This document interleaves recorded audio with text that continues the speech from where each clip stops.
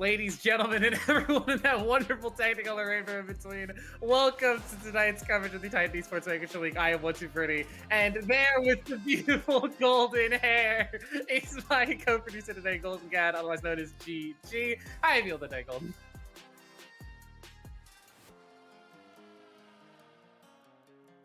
I don't know if he can hear me or not. I'm certainly hoping he can, but we do have a pretty exciting matchup tonight. It is Akuma Sabers versus Excessive Sloth, not Excessive Gluttony, which should be hopefully a pretty interesting matchup. We've got a couple of names that the two of us recognize as we're getting into it. We've got your actual camera now here. Glad to see you, GG. How you feeling tonight? I'm hoping that my caster is not dead, but it seems that their Discord crashed. So we have the camera. We don't have him. He'll be here hopefully as soon as possible. Unfortunately, his Discord did crash. But like I said, we do have excessive sloth, not excessive gluttony. We are dealing with a couple of issues with the particular package that we're running. It happens to the best of us. We appreciate your patience while we're dealing with it. The big deal for this matchup is Akuma Sabers is currently 3-0. They have not dropped a single game in the entirety of their time here currently in the Vanquisher split. 3-0 with a 6-0 game score, 100% win rate through both game and series is really impressive. Whereas Excessive Sloth is sitting at 1-2 with a 3-4 game score, so they are hoping to keep their pace up and try and get back into a spot where they can get into playoffs contention as the weeks continue to roll by. The season is not that long. Every matchup does have a real massive amount of importance and matter behind it. So you have to make sure you get the wins where they matter. And if Excessive Sloth can deal a blow to Akuma here, it would be a massive win for them. Yeah, it would be a massive loss for sure. Considering we're almost halfway through the season, so of course we're getting there. So it's very important that they actually, this is when you lock down all those issues you kind of started the season with, and you're trying to find your identity. So there's still going to be some growing pains for sure, but hopefully by now at least you know what to do not to lose. Now it's how do you win, really. Yeah, that's the big deal. How do you win? We are still on patch 2520, so there haven't been too many changes, but Worlds has been going on, so I'm wondering if maybe some of the players here have picked up a couple of the strats here and there. Don't pick Yeah, Jarvan. Jarvan apparently really bad. Don't pick that guy. Kaisa Lane also swaps, bait. Kai'Sa's also kind of bait. Lane swaps are still kind of a thing as long as you keep your supports with your top laners in the bottom lane and you just have the AD carries solo farming against each other in top lane. I'm gonna be real.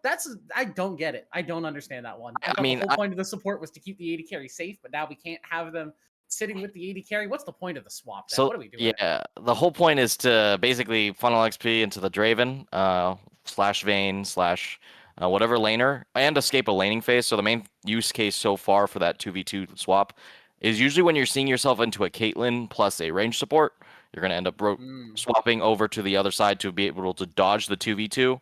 And generally, if you're running Caitlyn as the strong side bot lane, you're gonna have a weak side top laner of a think a Rek'Sai, think Sion, think all these really really juicy tanks that AD carries love to pummel into, and they're gonna swap over. I mean, honestly, Riot.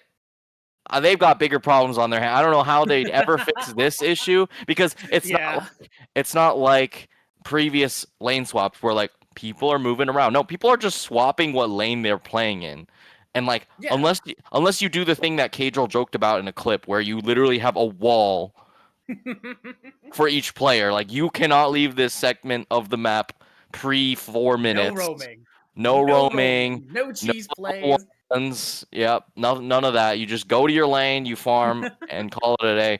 I don't know how they'd fix it otherwise. So, definitely something to watch out for. Ranged characters in top lane to really just kill ranged top laners as well. Sure, was not ranged until later, so they'll just need to rework Quinn and rework Kennen. Yeah, melee now. Aurora no longer is flexible. Yeah, it would cause a lot of problems. I don't see how they're doing it, but hey, that's why we're not game designers and we're not balance team. We're just here to shout at the pretty colors. We should be getting into the draft pretty soon. I think the draft is just about ready to go. Hopefully we get into that soon. Do you have any particular predictions based on the stuff that we've seen throughout this past couple weeks and at Worlds? Do you think there's going to be any sort of high priority? Do you think we're going to see a shift in the meta here down in Titan? I think the biggest thing that's been evident throughout all of Worlds as well as Titan is the priority mid laners that everyone Mhm. wants to play. Orianna, Azir, Aurora, Talia, LeBlanc even. Like these are Ari, even to a certain extent, yeah. Ari is a nice counter pick. Silas is a good counter pick. You know, we're already seeing one of them banned out, and I'm gonna expect a lot more mid lane bans just throughout the series. It's just so it's the glue piece in a lot of these team compositions currently. Mhm. And you're okay trading these OP junglers or trading these OP top laners. What really needs to happen is you ban out the staple mids you don't want to play against. So we're seeing Hui, we're seeing LeBlanc, we're seeing Ryze. These are all champs that are just yeah, Yeah, they're exactly mid what the focused. yeah, exactly what is kind of good in the meta. So it makes a lot of sense. Something you'd want to see maybe first pick, second pick, potentially is like a Wukong that so far has been pretty much the most successful jungler, and you get to pair it pretty successfully with a lot of things. One thing that also is pretty good, and we're seeing a lot of bans, is Trundle. Just in case you want to play a top laner that is a tank, Trundle jungle is a very good pick into it. So in a fearless environment, it actually has a little bit more value since maybe you want to give Wukong early and then trade the Trundle later on in the series. Yeah, 5 mid lane bans. Orianna, one of the ones you mentioned, not picked out there. So I wonder if that's just a possibility for Akuma the first pick. They're going to opt Weird. with the Ashe instead, which I think is okay. Something I did want to point out is excessive Sloth, their jungler blue, is very, very high in priority on this Volibear pick. It's something that he likes to pick a lot and something that he's very willing to just grab early on in a rotation. I was a little surprised to see such a heavy ban phase on the mid laners and not taking out that Volibear. So Blue's going to be on comfort, and it's just a matter of what mid jungle pairing they want. Like I mentioned, the Orianna's still up and available, so they're going to grab that one too. This is a really strong 1-2 from Sloth. Yeah, it makes a lot of sense. Grab the Orianna since, you know, Orianna Nocturne's still around and you still got to respect it nonetheless. So being able to pick up Orianna here is just a nice denial pick. And we're going to immediately see Silas. Silas does pretty well with the Volibear ultimate there, but it's kind of just a rogue blind pick kind of where you don't really know what the enemy team comp is, but it is really heavily dissuading another signature pick we've been seeing a lot, which is Alistar. You don't want to pick Alistar into Silas, so kind of in a way this Silas is kind of making them not draft that very strong engage support, because a team like Orianna Volibear really wants a nice beefy engage to just kind of combo off of, and we're seeing it on Bessa immediately blind. Yeah. Kind of interesting. Blind is a little shocking to me. And Bessa is a Poppy champion ban. that does have counters. Like Poppy is going to be banned out. I imagine we might see a tank ban like Sion has been so incredibly strong throughout the tournaments. Wouldn't be shocked. Historically, I think Akuma maybe would have a bit of a damage issue if they did pick up the Sion, but also you're having a team that is pretty beefy and pretty heal focused, so maybe having another tank in there wouldn't be terrible. They're going to offer the Braum ban instead, and I think letting Ashe Braum come through on their own just means that whatever 2v2 bottom lane you pick, it's not allowed to have fun. Historically, Mbessa does pretty well into Sion, so I'd be surprised if we lock Sion on the side of Akuma here. We are seeing pretty heavy 80 carry bans. I'm surprised those are the 80 carries that you pick to ban, since Ashe generally does pretty well into both of these champions on the bot lane. We're seeing Tristana. This is something I think I've seen Kush play before with IB on Godly on something like a Nautilus. So we'll have to see if that ends up being what ends up getting locked in here. But they still have the support counter pick here. They're going to go for the Tahm Kench. They're going to deny the heavy engage onto the Ashe to make it a little bit easier. But they're kind of sorely lacking in follow-up after this Jarvan kind of goes in. So it's going to be a little bit more difficult. Yeah, damage. Kennen was something I actually thought immediately when I saw Jarvan. And there it is to lock it in. But I still think Nautilus is a good pick here. It makes Kennen's life a lot more difficult, as well as Jarvan's. So I could see it still being good, but they're going to go for the Rel instead. Yeah. I think both Nautilus and Alistar, the ultimates, are just too good to give Silas, especially with how immobile their backline is. Like, yeah, Tristana has her jump, but Orianna's not going to get away from a depth charge. And even after the jump, Tristana is probably still going to get blown up because Nautilus has really good AP ratios, and Silas builds a lot of AP. So it turns out it's kind of like when you give a mouse a cookie, when you give a Silas an AP ratio ultimate, he kind of just kills people. So I like the Rel pick. It's going to be a lot worse of an ultimate, but still really good, consistent engage for the successful Sloth side. You have that Magnet Storm into the Shockwave. If you get more than 2 people, you press those 2 buttons together, and suddenly your team fight is kind of just done. I'm sure we will see the Silas sombrero combo with the Jarvan, you know, a little bit different I'd with love to the see Orianna that. ult. So we'll have to see if that ends up coming through. But I think Yeah, the it main has thing their here, own wombo combo. yeah, I think the main thing here for Akuma is set up with Ashe and then follow up Jarvan, Kennen, Silas, just jump on him, you know, like that's kind of what the identity of the comp is. But there's some pretty good disengage for the side of XSV here, so you know, it's not going to be the easiest game for them, and it really does come down to winning lanes, which was kind of the theme of the series last week. If you guys were watching in the chat, very much so. Whoever was winning those lanes had such an insane advantage transitioning towards the mid game, where these big objectives are, that they were just able to carry it out to a full victory here. So we'll have to see if something similar happens here, but no lane seems to be so advantaged besides the Kennen. I think Kennen is a really good matchup into the Mbessa, especially pre-level 6. So, you know, if Kennen gets a little bit of help from a level 2 Jarvan, level 3 Jarvan, I could see that being pretty difficult on that top side. Yeah, we were having question marks about Jarvan just in terms of this patch and in general, just in terms of how he's been performing on the world stage. And even here in Titan, I think his win rate is not actually that great, but it still is a fairly good pick just as like a consistent, hey, I'm going to go in, I'm going to hit my ultimate. If we get 2 people at least, we're going to have a good team fight. The other lane that I wanted to point out here was actually this bottom lane because Tristana Rel is a very they're an all or nothing bottom lane. If they go in, they don't really have a way to get back out. Like Tristana has her reset, but that takes time to get. And Rel, when she's in, she's in. She's similar to Leona. When you engage, you're engaging with your body. You're not like a Nautilus where if you miss the hook, it's like, oh well, I'm still standing here. I'm still safe. I'm still far away. So if Tristana and Rel don't get a perfect engage, Ashe, Tahm Kench is a lane that can really punish them. They have sleeper amounts of damage. Tahm Kench does disgusting amounts of damage early game with both his passive and that tongue lash, and then Ashe with the consistent slows, with the volleys, can just start chunking you down. So it is really going to be on Kush and Ivy on Godly to play this laning phase so dang perfectly. Maybe if Blue comes down to help him, it's a little bit easier, but I think this is actually a pretty tough bottom lane for such a heavy engage composition. I think if I had to chalk it up to like the most important player in this match, I think it's going to be Blue. What Blue's able to find early game, and especially I think late game, if the Volibear is able to be unkillable, which, you know, Akuma doesn't have the most damage, and Volibear is one of those champs with these longer fights can really pump it out. I could see them having a difficulty actually taking down the Volibear come mid game, and it's going to be hard to dive onto multiple people, the Tristana and the Ori. You need to, you might kill one, but if the Volibear is able to kind of segregate out the other carry and kind of protect them, I could see that being pretty difficult towards the late game. But Blue has pretty much all the onus in his hands to kind of take over this game. If you're able to match the Jarvan well, I could see that really coming out to a big advantage. I think the big weakness has happened for Jarvan that's made him go, I think, now 1-9. So he's picked up 1 win at Worlds. Is he has a problem with the tanks because you engage past the opponent tanks, and now tanks do too much damage for your carries to walk through. And secondly, if he doesn't find early action, you probably just lose. So we'll see how that ends up going, but they do have nice lane setup for this Jarvan to find success. Yeah, plenty of gank assist. I did hear from our production that we're having a small spectator bug. Hopefully it will be fixed quickly, but we'll keep you guys updated as we learn about it and as we figure out more about it. Hopefully about 2 minutes is what I just heard, so we have a little bit more time to talk about the draft here. I'm looking at them both face up, and these are both very aggressive drafts. They're both teams that are just like, hey, once we get to the mid game, once we get that like 1-item power spike, we want to just smash face. We want to fight. We want to take advantage around objectives.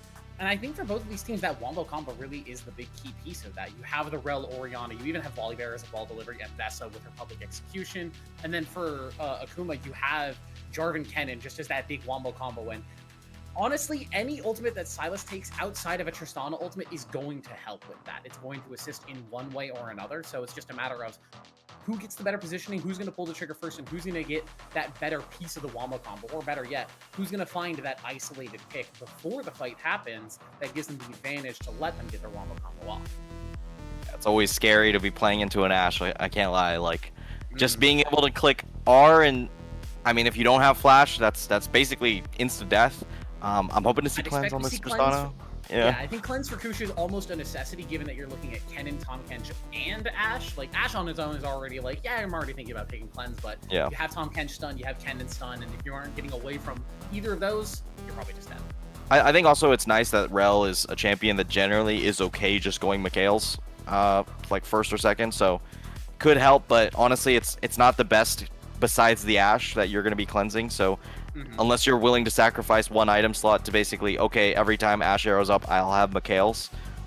It's something that I do as a support, but I do it mostly out of pettiness. I'm just like, okay, you want to pick Ashe? Fine. I'm going to build the one item that makes you really unhappy. So there. Yeah. But you also kind of want to lock it in this game just because Kennen exists. Yeah. So you have a bit of build choice. So I think it's pretty close, but as well for Rel as like potential first item option. I have been liking Knight's Vow a lot further, or a lot more recently, just given with like, especially with a dive buddy like Tristana, you can just, hey, once we hit like level 9, you got Knight's Vow on you, you're taking a bunch less damage. We can just sort of send it. We are hearing from our production that we are having some very serious spectator issues, so we're going to send it to a quick break, and hopefully when we come back, we'll be jumping into game, but if not, we will update you when we return. Cross your fingers, keep us in your prayers, and we'll see you on the other side of this break.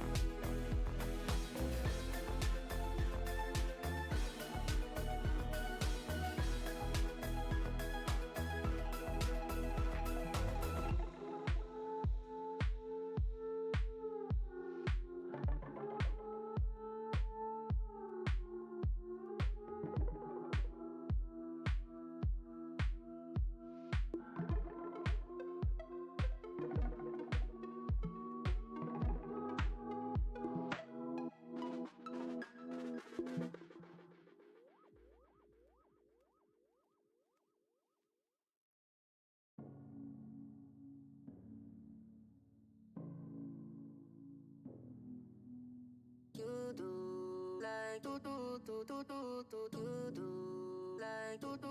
crazy. Oh oh crazy. Oh oh crazy crazy. Oh oh crazy. Oh oh crazy. Do crazy. Do crazy. Do crazy.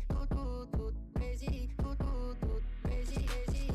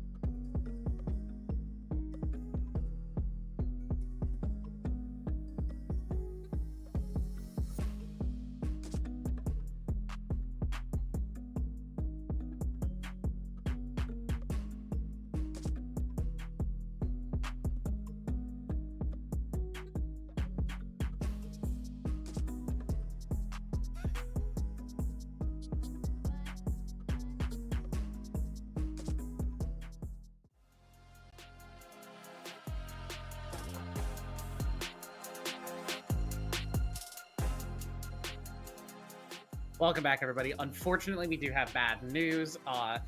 As we're having an issue with the spectator that cannot be fixed from our side, so we will not be able to spectate for game 1. An important message to anybody who's either a captain or a player in Titan currently: there is a bug that's going on where if you have streamer mode enabled and you are playing in one of these custom games, the spectator just will not work. No spectators will be allowed to join, will be able to watch the games. So for our quality and our sake, and for the sake of anybody else who wants to watch these games, please make sure your players are turning streamer mode off before they get into game. They can turn it back on when they come out and when they're done with their matches for the week, but when you are whether you're on stream or not, just make sure that when you're coming into a Titan match, turn that streamer mode off.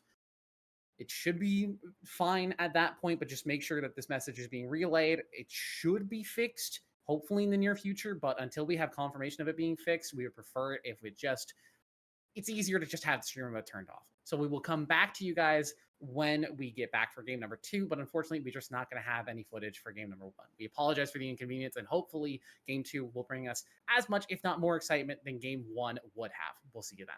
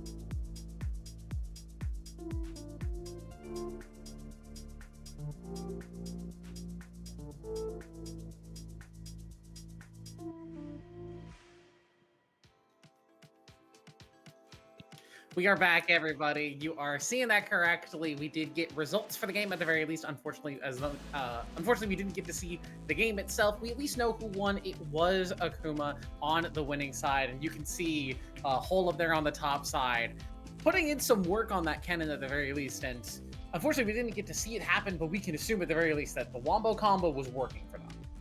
For sure, and you could see there 5-1-14 on the Ashe as well, so definitely setting up a lot of fights. That is a very high kill participation for an 80 carry. So I think kind of our analysis during that draft in the last one, where Ashe is kind of setting things up, and then you wombo combo with the Kennen, Silas, Jarvan piling in while the Tahm Kench keeps the Ashe safe in the meanwhile. Probably went to perfectly to plan, I will say. Suitor's Orianna ending up with a pretty nice damage number, at least on that side, and also just seems like things kind of crumbled on the top side. If I had to guess, 068, 0682 on those top two players for Blue and Ikor. So unfortunately, Blue taking a loss on that classic volley bear pick he's so well known for, but we don't get to see how that exactly played out. But you know, Jarvan has the early game ganking advantage and maybe not the farming advantage. So if you sacrifice a couple camps, maybe something went that way. But since, you know, Kennen's already a winning matchup, if Malzixty ended up going up towards that side, I can really see that being where they were able to kind of spread open that map and just make sure that they had full control of that one. It was a pretty long game, though.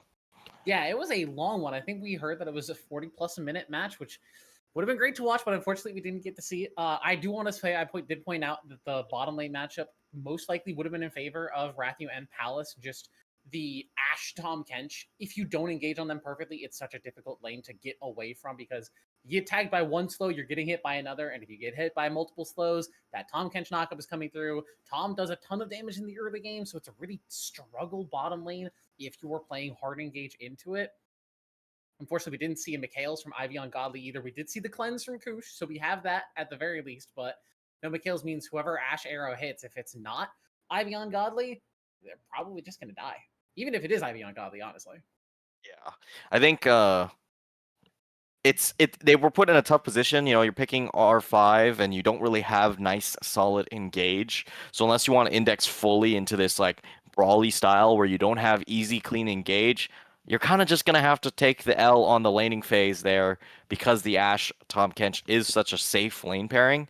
And there really isn't anything that will punish it that hard as soon as you pick that Tristana as your lock in there. So like I could have seen potentially like a Caitlyn Lux and just try and hard index for it.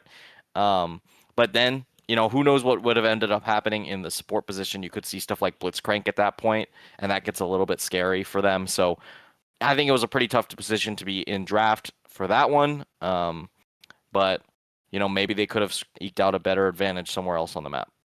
Yeah, there were a couple of questions that we had in draft that I guess Akuma did answer for us. They opted the Oriana ended up going through onto the red side, which I think was a pretty interesting one alongside that Volibear that is such a blue common pick, but I guess the champions that they had just ended up being they were confident enough that like okay we know how to counter these particular picks, we have a plan coming into this particular draft, we can give them the strong mid laner Oriana, we can give them blue's comfort pick in this Volibear, we can just say hey we have the matchup practice, we know what we're doing. Yeah, I think the where the draft kind of fell apart was for me the Mbessa pick.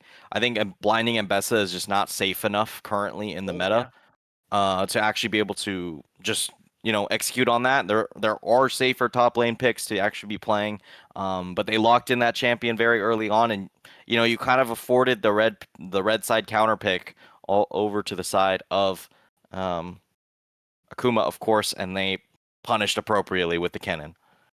Yeah, getting counterpick for your top laner when you're starting on the blue side feels really good coming into a matchup like this. And I think the big deal for me coming into this game number 2 at the very least is the potential for the fearless bans that have already come through. Like we're not going to be seeing blue on that Volibear. We're not going to be seeing Oriana. And we saw so much of that mid lane pool already pinched so heavily in that game number 1 bans. I wonder if game 2 bans will remain the same, if we're going to be still seeing that heavy mid lane priority, or maybe now that Volibear's gone, now that Oriana's gone, maybe Akuma is feeling more confident to say, hey, you can have a Mel, you can have a Rise. We have better matchups prepared for it this time around. Yeah, I wouldn't be surprised to see something like a Rise actually fall through the draft. It's not something that it's something that actually can get countered pretty hard if you do allow it. I believe we're staying on the same sides for this next one as well. So Yeah, we should be getting into the draft fairly soon. I think we're seeing the in-client draft happening just a little bit in the background there, so hopefully we can get moved yeah, over in just about a minute. Do you have any big predictions outside of the bans as we're going to see at least some yeah. of them here a Okay, little I'm not bit? looking. I'm not looking. Trust me, I'm not We looking. don't Okay, see it anymore. All right. Do you have can't any? see Do for you sure. do you think the mid lane focus on those bans will stay the same? I think is I, my big I question. Because really for do me, think. I don't know. Yeah, I do think Syndra or Rise probably drop off. Now that Jarvan and Volibear, which Pocket Pick and then Jarvan, I expect Wukong to have to get banned. There's just no Wukong way. Sin Zhao. And Xin Zhao as well seems like a good candidate to get banned as well. Um, and, and so I think if I had to guess, I would expect Syndra and Rise to kind of fall off just because Rise is like, yes, it's a good pick, but Hmm. it is very counterable. You can pick things that kind of bully it a little bit. You can pick things that just kind of go even too. I will say with no Ori in the draft available, it does get a little bit more tricky as far as what's your safe blind.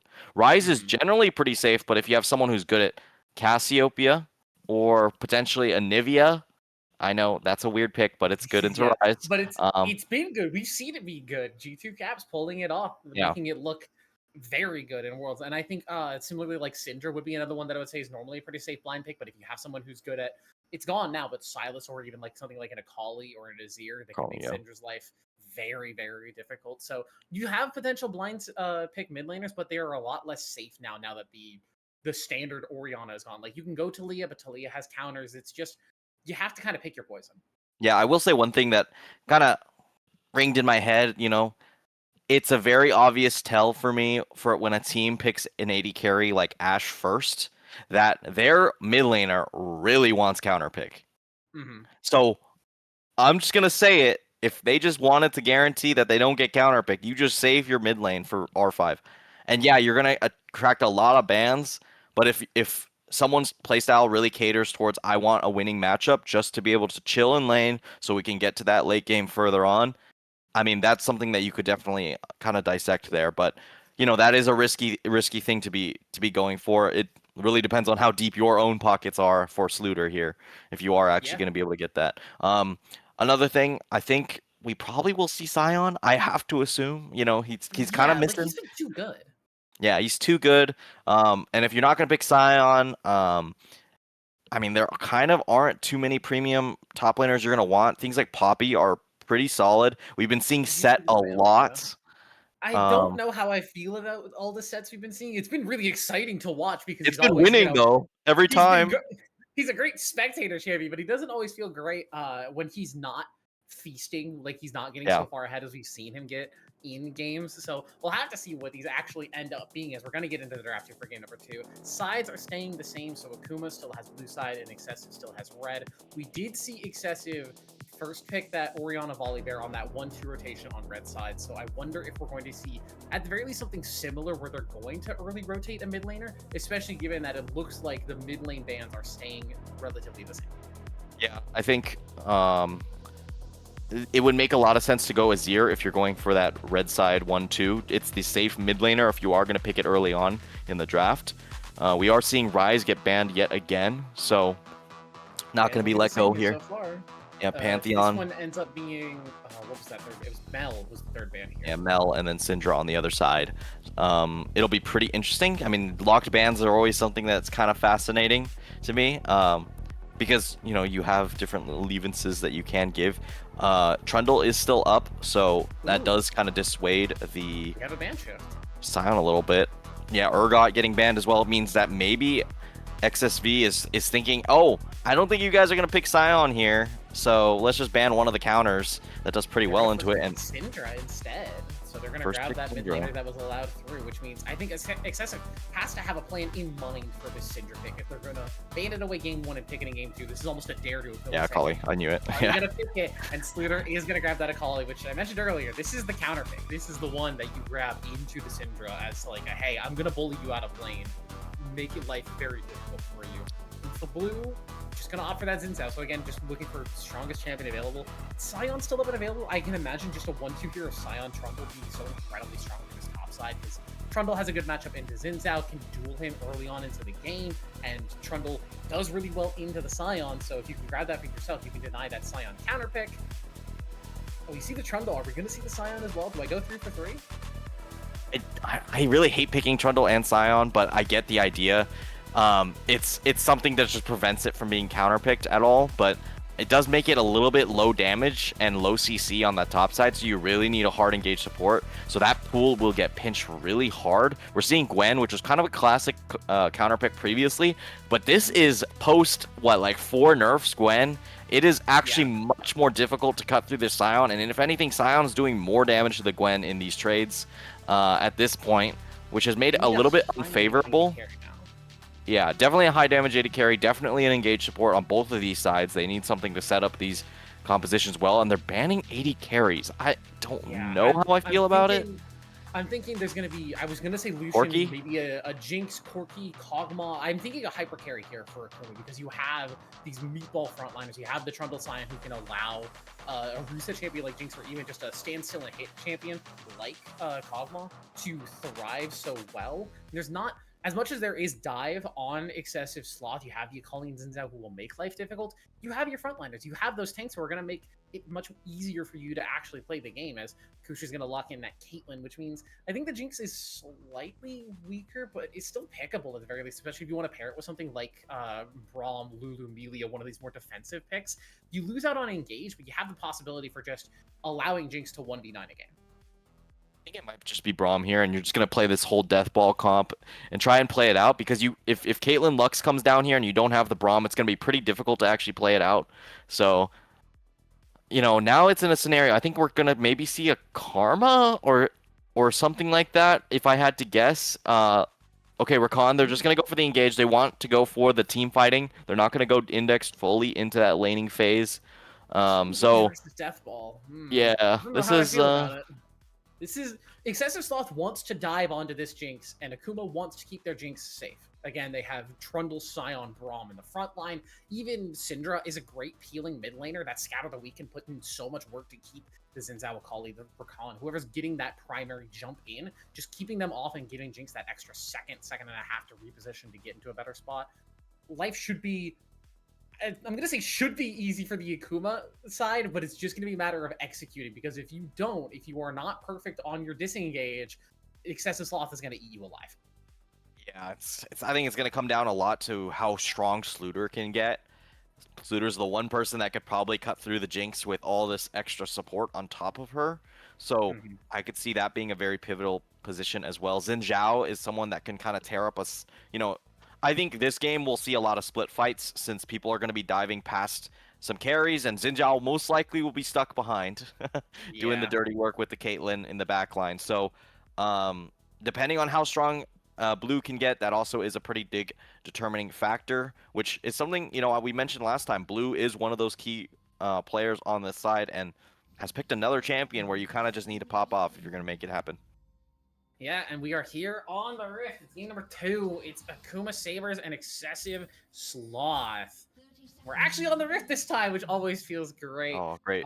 We've got Exhaust on that Braum. We have Ghost on the Jinx, which I think is a little surprising. I would have expected Barrier or even Heal, just something a bit more defensive with all the dive you're facing, but the Ghost is going to allow you to reposition, so this is going to be...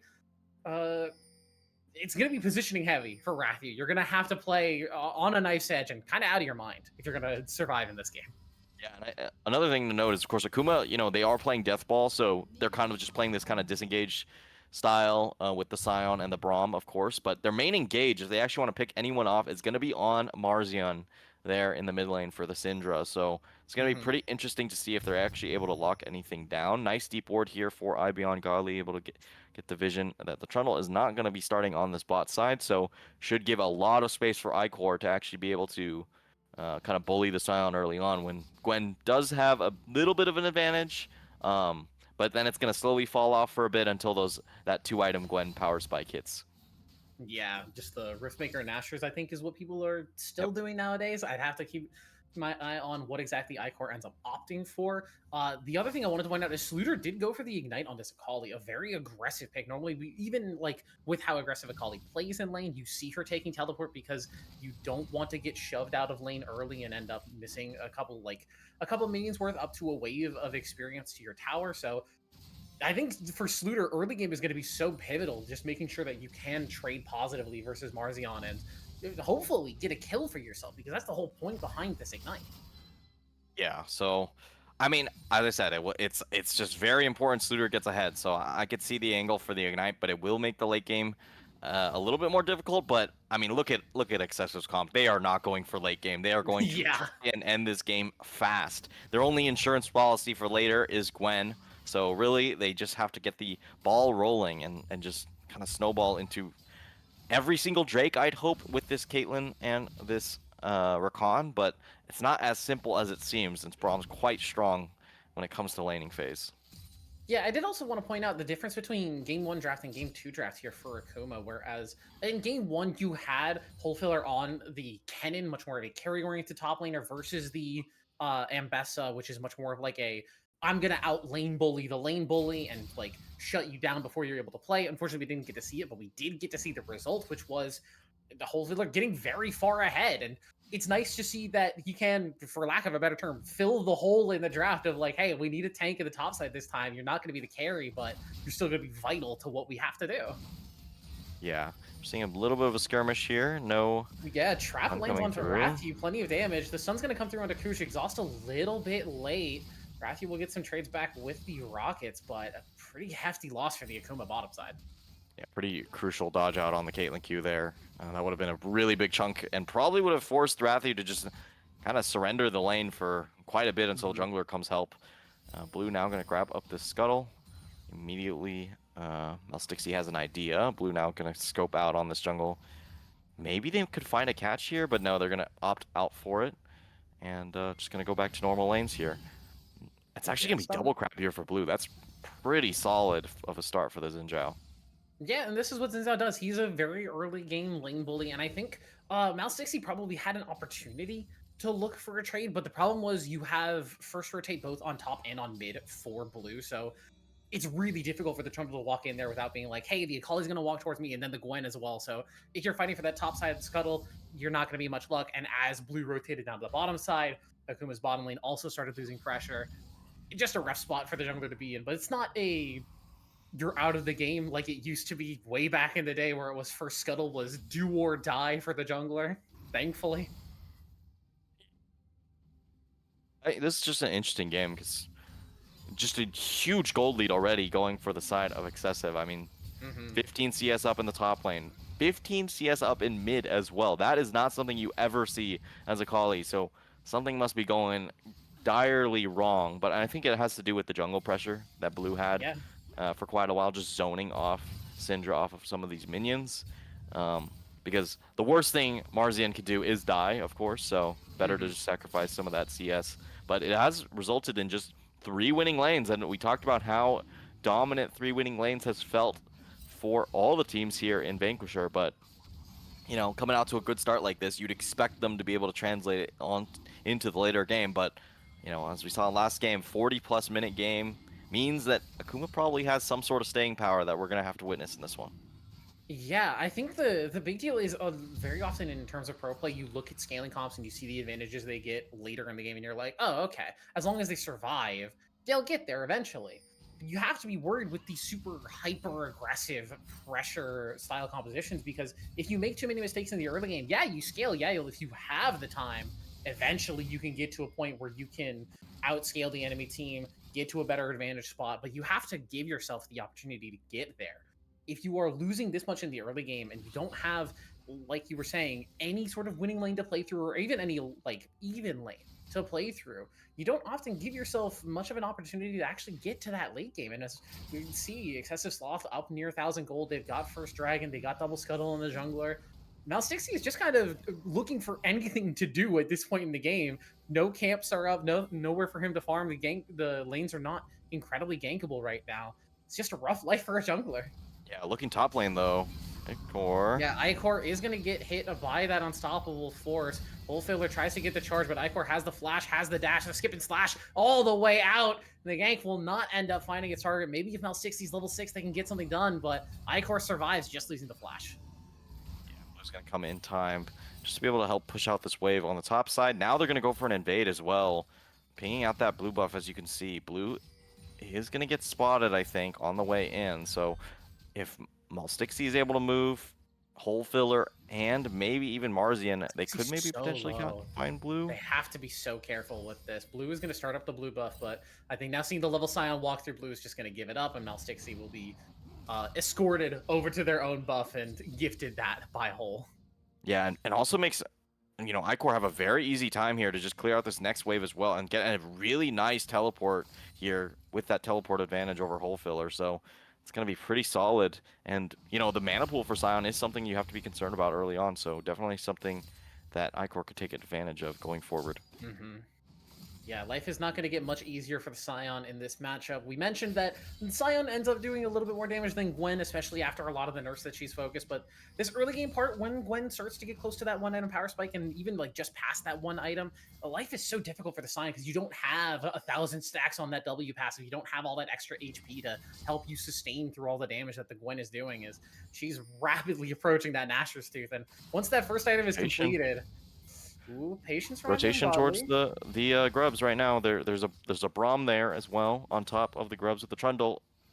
Yeah, Rocket's gonna fly through, but Blue already ended up giving it up. Had to lose the flash to make sure that it happened. Sluter also ended up losing the flash in a mid lane exchange with Ivy Ungodly there, but it is gonna be through grubs over to Akuma, which I think is a huge sigh of relief for their comp. Yeah, Sluter just taking kind of a bad recall. That's kind of how the grubs play is able to happen there. With no TP, it's much more punishing if you end up getting chunked out in a trade. Now they're gonna look for Marzian. Has the quickness. Marzian has to flash away, but the dash in! First blood! Gifted over to Sluter. Yeah, I mean, that's an execution from a screen away. I mean, good luck, Marzian there. Tried to flash away, but the Rakan flash follow was enough. Gives the advantage over to Excessive, and they are 1.5k gold just about up now. They did have to give up 2 grubs, so they aren't going to be able to translate that directly into that feat of monster slaying super quickly once this next Drake spawns in a minute. So, you know, it's going to be a little bit slower for them, but it's still looking pretty good. Pretty bad trade here for Ikor. Has no TP, but needs to get this wave crashing so you can actually get a reset. Yeah, ultimates were already burned from both of them. Hole Filler used that defensively just to make sure that they got away from that needlework, but Ikor not able to pressure too much. Just looking for a little bit of extra vision. Doesn't have the ward in inventory though, so just scouting out the river, making sure that Malstixi isn't about to come walk at them. And as much as the gold lead is still in favor of Excessive Sloth, I don't think it's enough at this point to say they're hard winning the early game. I think I want to see them get this next dragon. I want to see them press their advantage a little bit more. It was a great play in mid lane by Ivy Ungodly. I just want to see them push that advantage a little bit further. Yeah, I'd love to see some of the gold advantage, because I think one thing is they're not really denying that much gold. It's more that they just accrued all of it available.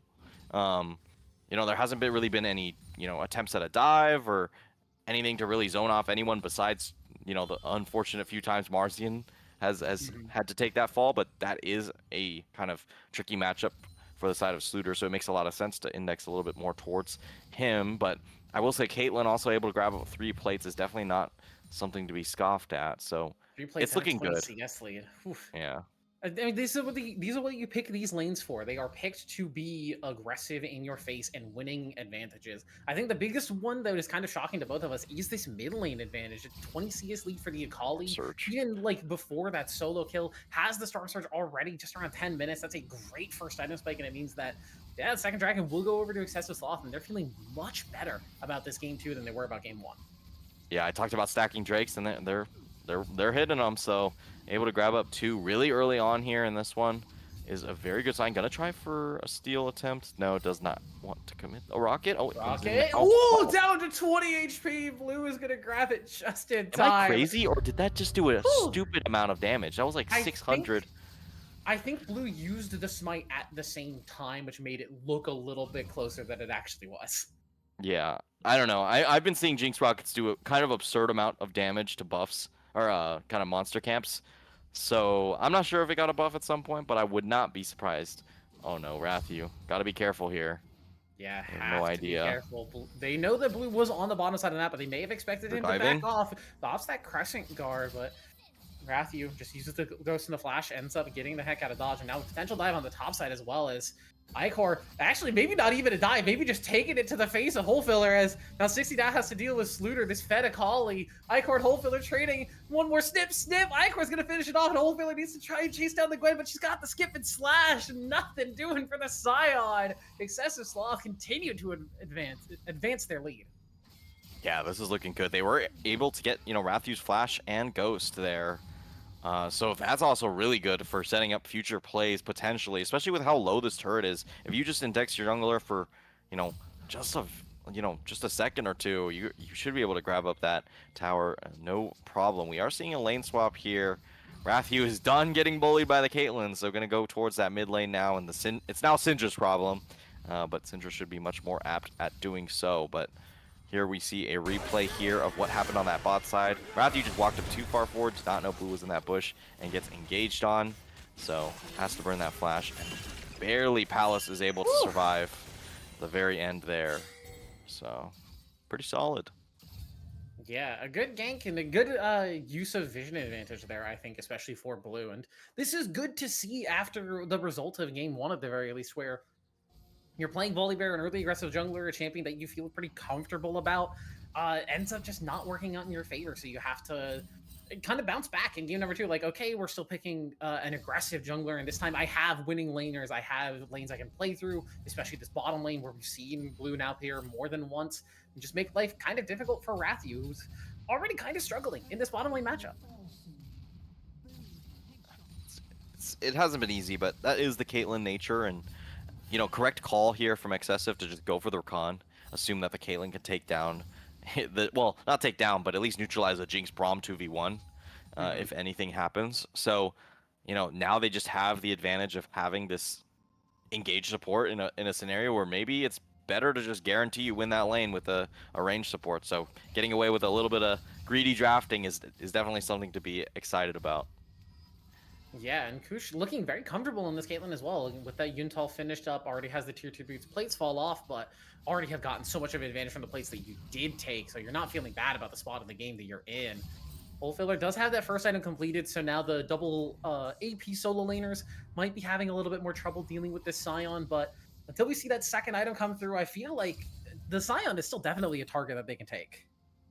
Yeah, it's also not the most resistance-heavy item of all time. It is more catered towards that lane kind of pressure and being able to push in waves on the side lane. So Not going to be able to find as much here. Mal60 can just Shooter. Oh, Mal60's just dead. He's just executed. Doesn't even need the perfect execution. He's got good enough with his combo. Goodbye, Trundle. Now a dive on the top side. Marcion's going to try and use the Unleashed Power onto Icor, but Gwen is immune. Icor will pick that up. Blue flashes away with the turn aggro. Beautifully executed by Excessive. Everything's turning out here in Excessive's favor. They're able to grab up the feet in that meantime as well. So they are putting themselves in a really good position. Drag is up in 1 minute, so I'd like to see this Rift Herald get immediately pushed towards mid, potentially, to just take down that turret and give enough pressure to open up onto that Drake. That is a pretty tragic way to kind of lose a nice strong side of the map for Mal60 there, just going down immediately. I mean, I saw the Akali able to just... If you land the E onto a squishy target, which the Trundle is, you know, this is not a full tank Trundle. This is on that Trinity Force to be able to have a little bit of dueling pressure into the Xin Zhao. You will just die.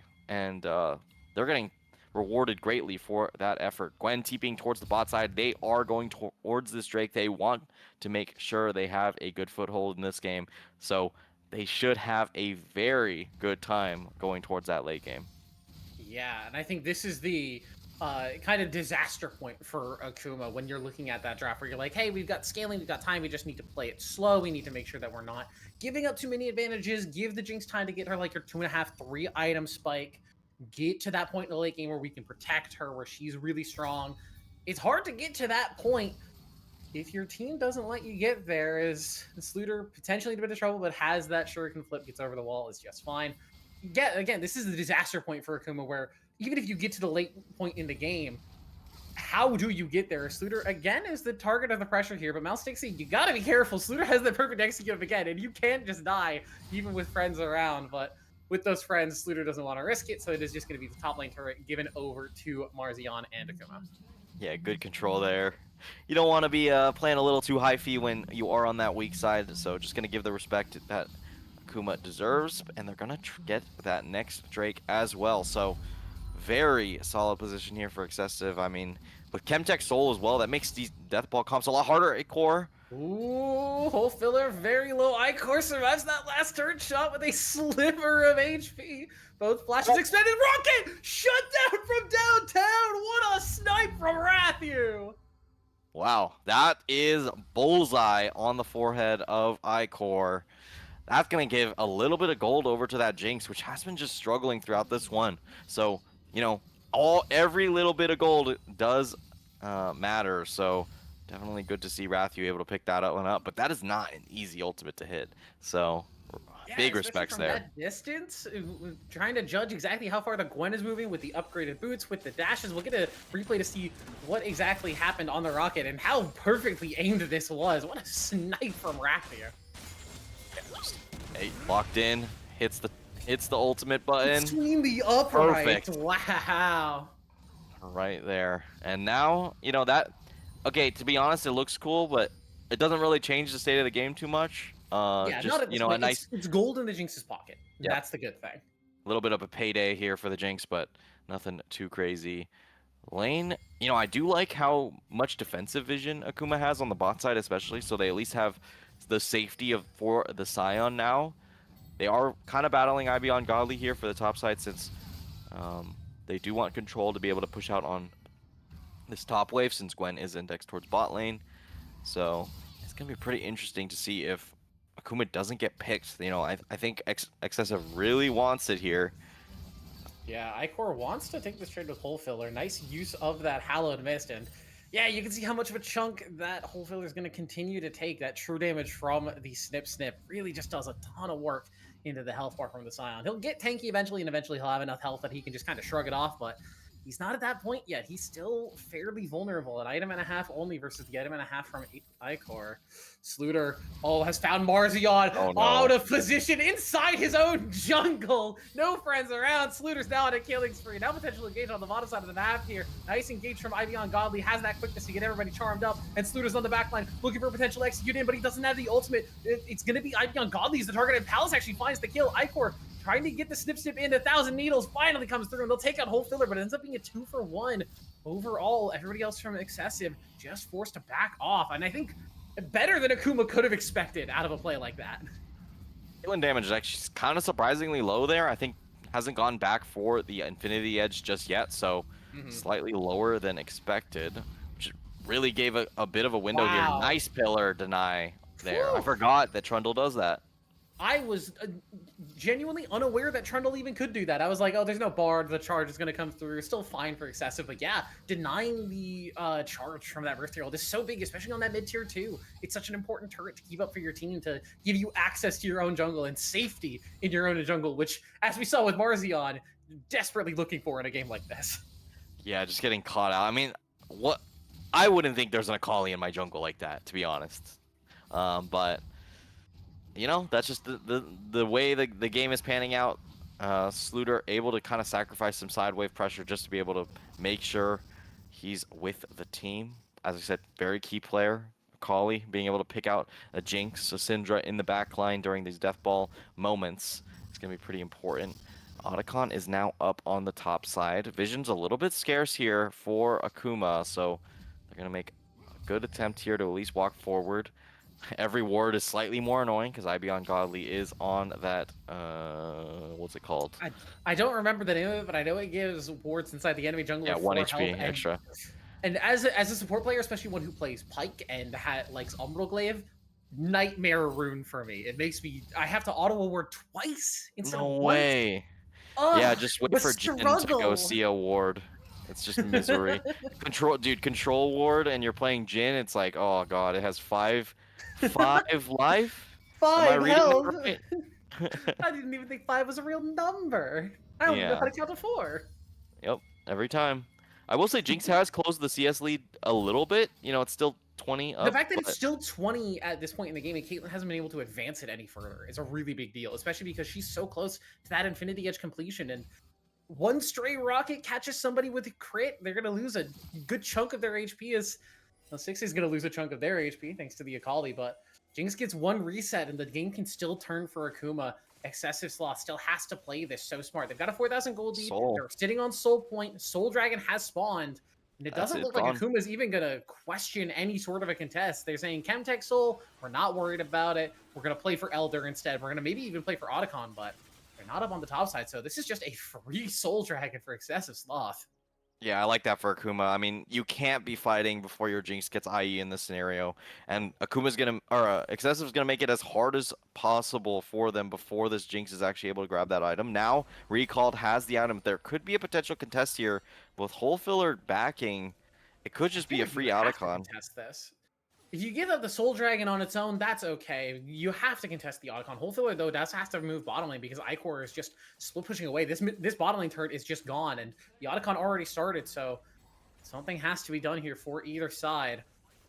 Otacon already chunked out down to about 10,000 HP. Now 60 looking for an entrance in. Stun's going to land onto Sluter, but it's not that much damage. Chemtech Dragon resistances come through. Teleports in. Trap lands onto Icor. The Gwen is now 1v4, but the Mega Blast Cone gets them out of trouble. Ibeon Godly looking for an engage, but it's just on a Valstixi. The Dragon's the Mega's down. Oh, the Otacon's stolen by Valstixi. Blew down into the backline with Rathiu, but it's the first kill going over to Akuma. They've messed up the play. Rathiu picks up another bit of shutdown goal, and Akuma out of nowhere. Kush is now the one in trouble who's out of position. Valstixi is just going to chase him down. Marzion in the area with Rathiu as well. The zap lands, and that's just going to be one dead Caitlyn. Gifted the kill over to Marzion. A huge pickup for Akuma. What a disaster. I mean, that, you know, this game was basically lights out as long as they just play that slower. You can definitely turn there, especially as soon as, you know, Icor got a nice play with the blast plant, able to actually blast Marzion into a terrible position, but no one wanted to flash forward onto the Syndra to just guarantee that kill goes down, and they're going to get punished for it since Mal60 was able to grab that smite. And yeah, it's going to get a little bit difficult from here. Here we get a replay now of how it went down. So yeah, the stun lands on the Scooter, which denies much of the engage, but the TP here, I think, is the big question mark, because Icor, do you need to teleport this far back into the enemy backline? I mean, it works out just with the Hollowed Mist, pushes, baits everyone in, and then blast plants Marzion. Marzion should just be dead here if someone is actually in the area, but Sluter was going for a flank at the same time, so there wasn't really a good opportunity to actually find it. Ibeon Godly has to peel Icor out, and a stun lands, and the smite is secured, and, you know, Jinx, with some resets, able to just clean up this fight like it's nothing. And yeah, I mean, pretty much as disastrous as it could go. And I gotta say, I'm very curious about the Akali positioning there. Yeah, it felt like the team was just a little bit out of sorts as Marzion caught on the side lane there. Evian Godly had the quickness, no chance for that poor Syndra to get out. But yeah, I think the Akali was just saying, hey, I'm going to go around the Baron pit, look for a potential flank angle, just stall this out. But then Icor TP's in, Sluder's caught out a little bit out of position. The stun already kind of forced them back. Just awkward spot for Excessive. They still have the gold lead here. They still have a potential lead as Mel60 immediately pops that subjugate, is just looking for a potential play here, but it's 5v4, no 4v4 here in the pit. Sluder, the potential target, looking to just stay safe here on this Akali, looking for any potential angle in. Mel60 is going to eat that ace in the hole. Palace catches it. Nice shield from her, but everyone else is just going to be forced to walk away. A very awkward engage, but no one comes up better for it. Just take the advantage they got from the bot side, now forcing Sion to walk down as well. Marzion going to be able to catch up that CS with that TP in tow. This is just an awkward spot now. You know, we talked about how it's a late game scaling comp for Akuma, and, you know, Excessive has to play well, and they were playing well until this one fight where it kind of just all blows up in your face, and that's generally how it goes for Death Balls. You need to stay complete. Oh no, IB Ungodly. Yeah, IB Ungodly out of position here, has the flash, ends up using it, but the stun's still gonna come through. Marzion gets their revenge for the side lane play. Rathu survives the burst from Sluder, importantly on this Jinx. Not one shot by the Akali, perfect execution, used defensively. And this is why we have such a bias towards these scaling compositions, because yeah, it's great as Kush has to use the barrier, the flash to get out. It's great when you can play for early game advantage. Mel60 does not want to let Kush go. Marzion will be the sacrificial lamb, and now we'll see if Mel60 can get out. First needlework lands, second one's going to come through. Mega Blast code number 1, Mega Blast code number 2, and Mel60 is so far gone. Well, I say so far gone, but didn't take blast code number 3. Icor in the area, but so is Hole Filler. But Icor has the Hella Mist again, dodges out from that stun. No knockup. Now the ultimate is here. There's that Glacial Blizzard as well. It looks so good for Excessive, but they've overchased. Rafty picks up one and will pick up a second. Greed punished by Akuma. Yeah, nice positioning there for Hole Filler, already in the area, just trying to push out that bot lane. Able to catch him off guard, and now they have an easy transitional point towards this bot lane turret. Should be able to grab up some more gold. And I really would have liked to see, you know, the side of Excessive just go for the Baron. You know, you flipped, it didn't work out at Otacon. You get the pick on Marzion on the bot lane, and I think at that point you just have to risk it and go for the Baron at that point, because this is only going to get worse from here. Now Sluder, IB Ungodly, weird positioning. Yeah, looking for potential flank angle, but doesn't find great options. IB Ungodly pops that quickness just defensively. He's going to get caught by that stun from the Braum. Has the double dash. Will be able to get out thanks to that Chemtech soul damage reduction. Now 60 still wants to chase it down, but they don't have the damage to finish it off. So thankfully for Excessive, Sluder and IB Ungodly make it out. But yeah, this is why we have bias towards these scaling compositions, because yeah, it's great that you have these advantages, you pressure forward, you get these big lane leads, but if you're not executing mid and late game perfectly, the scaling composition will punish your mistake, will get themselves even a minor advantage, and then just start to snowball out of control. I mean, look at mid lane now. Advantage towards the Syndra, something I never thought I would be thinking of prior to the current state of the game. Blue barely escaping almost certain death there if he does actually get pulled back by that pillar.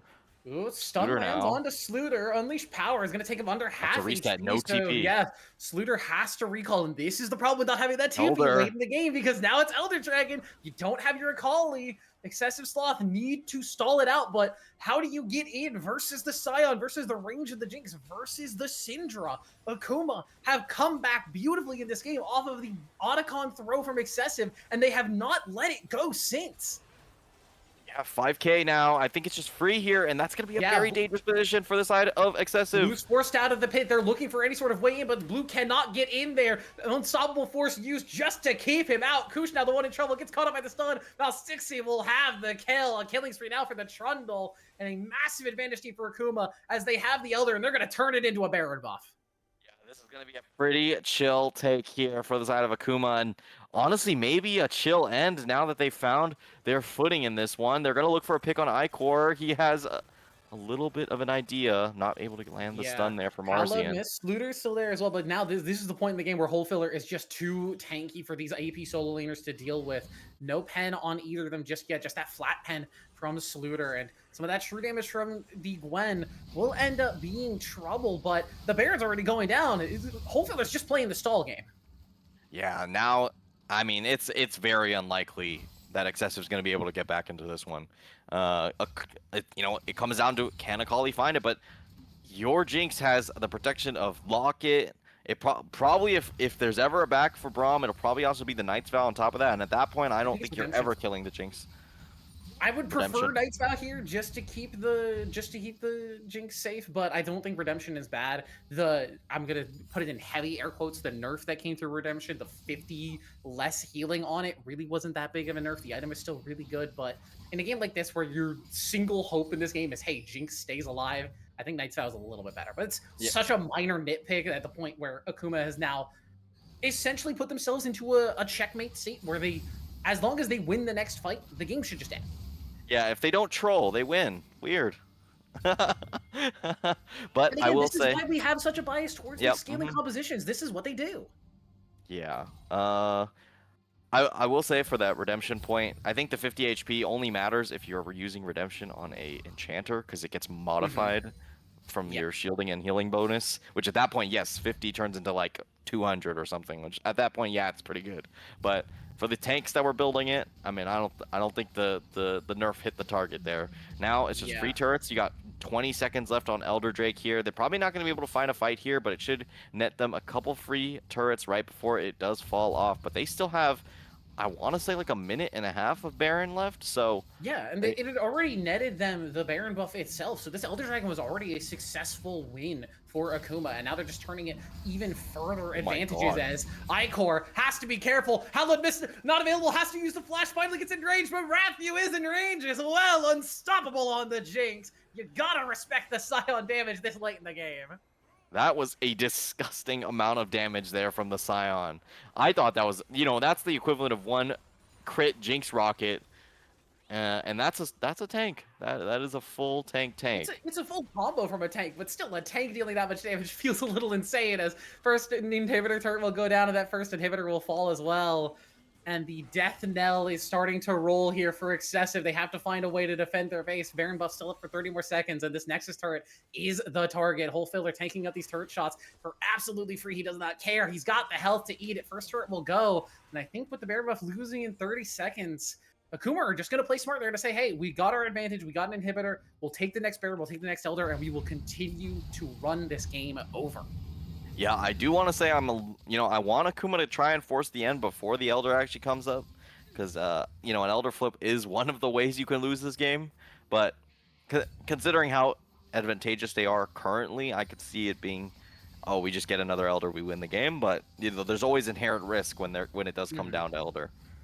Yeah, but at this point, your Jinx is now 4 items. You're up 10,000 gold. Obviously, the players can't see that they're up 10,000 gold, but you see that your 80 carry is a full item and a half ahead. Your mid laner has caught up in itemization. Your top laner has caught up as well. You're no longer feeling like, oh, we're really far behind. We're kind of struggling to get back in. You know that you've made the comeback, and now it's just a matter of finishing it off. Yeah. Now looking for a bit of damage here. Ibiongali is trying to do some sort of vision here. Engage from Hole Filler, uses that unstoppable force to get into mid lane. Blue, potentially a target. Does have the Crescent Guard, will pop it just for defensively. But Sluter now to the back lane, exhaust onto the Akali. She's got the Zhonya's. Rathiu's gonna die to the Ignite. It's shut down over to Sluter, but the unleashed power from Marzion will finish them off. Revenge for the mid lane matchup. Mal 60 is still free hitting, has that subjugate on, so it's so damn tanky on the Trundle. Ibiongali gets into the back line, but it's too little, too late to double kill over to Mal 60. Icor and Kush now on the run, just trying to defend what's left of their bases. The Nexus turrets are going to start to be in trouble with that super minion in that bottom lane. They're going to be forced to give up the mid lane inhibitor, and with Dragon spawning in a minute, Baron up in 2. Again, the bells are tolling for Excessive Sloth. It's just a matter of how soon will they go. Icor stunned up, has the Hallowed Mist, is going to survive for a little bit longer. The stacks on the Braum passive won't come through, but the Nexus turret is the real target. They don't need a Baron. They don't need an Elder. They're just saying, we're going to finish the damn game off. Or try to at the very least, as Kush is going to get caught by the stun. The Scion passive does no damage to the structures anymore. The Bounce Nerf's coming strong. Kush is able to defend it with Icor, and the Nexus will stay up for Excessive. It's lucky. A little bit of an overextension here for Akuma, and they stay alive, but look at the state of that fight. They find an insane pick on Arathu, but it just doesn't matter. Sion way too tanky. I think I saw like 13 Caitlyn autos into the Sion, and it was only, he still had a third of his HP bar left. I mean, it is extremely difficult to try and get through this Sion, and it's not going to get very much easier. Now 10 seconds on the Elder. They have a bit of a positioning advantage, but I mean, as soon as Sion respawns, a TP will come through, and you're going to be in a very tough position with the Sion coming in from mid lane with that ultimate. Yeah, I also want to They're point gonna out that flip it, Sion has barely built any armor. He's now got pieces of a Randuin's Omen in his inventory, but he was rocking with just the Unending Despair. Oh. Put that on pause as this dragon goes down super quick. Marcion tries to get in, but the smite comes through from blue, so they're going to have that Elder Dragon and Marcion. One more tick should burn away. Has the Zonies will survive, but not for very much longer. Shut down over to Kush. Unleash power, not enough damage to finish him off. An excessive pull the trigger quickly enough that the Elder Dragon is theirs, and that might just turn into their own Baron, but they have to be worried about the base. First in Nexus turret has respawned, but any push into the base can end the game for them. Yeah, this is a little bit scary here. Suitor gonna get recalled, canceled. Now Baron is up. They aren't gonna be able to actually secure it. Rakan out of wards, just trying to make sure they secure this Elder. So they need to push out these waves. They need to make sure no one's gonna be pushing towards the spot side. You see Jinx, Trundle, and Braum. It looks like they want to just go for pulling them towards the bot side, so you prevent them from going for the Baron at the very least. Marzion's still 14 seconds away from the spawn. Icor on a flank angle here. Doesn't have much of an engage. Has the ultimate. Is going to get the soul into Mouse 60. Palace puts up the shield, but it's not going to block all of the needles here, as the third one's going to come through, and Palace with that Elder Dragon execute should end up falling. Just one more tick. Sluter has that perfect execute, and now Rathiu is going to fall as well. Ace in the hole. Kush on a rampage, and Excessive from the jaws of defeat are looking to clamber back and clutch victory. You remember how I said, as long as no one trolls, this game should be free. But there's a troll on Akuma. It's Trundle. He's the troll. Yeah, he trolled. Yeah, well, here we are. Now Marzion's going to have to do some crazy stuff. Just, QER, classic Syndra gaming if they want to get back into this one, because this Baron is going to melt with the help of the true damage from the damage over time of the Elder, but it should just be a free buff here. They want to find one pick on the way out here if they can, but they got to be a little bit careful they don't get engaged on. Blue has a very long engage range, and now Baron and Elder secured for the side of Excessive. I mean, we're going the distance here. Yeah, second Elder, second Baron at 37 minutes in the game. Soul still on Excessive, Sloth. They still have that extra damage reduction and extra damage amplification for themselves, and it's been putting in work for them. A lot of these fights, characters get under half HP, and suddenly all of that damage reduction ramps up, and it's so difficult to get that final bit of damage to lock down these members without that Elder Dragon burn, and now you have to play against it. Yeah, and we're getting to the point in the game where, the gold advantage doesn't really matter at all. At this point, everyone's kind of finishing their build. Yes, there's a couple missing items for the side of the top laner or the jungler over here on the side of Excessive, but that doesn't really matter too much. We do see Nightfall on the Trundle, which I do like.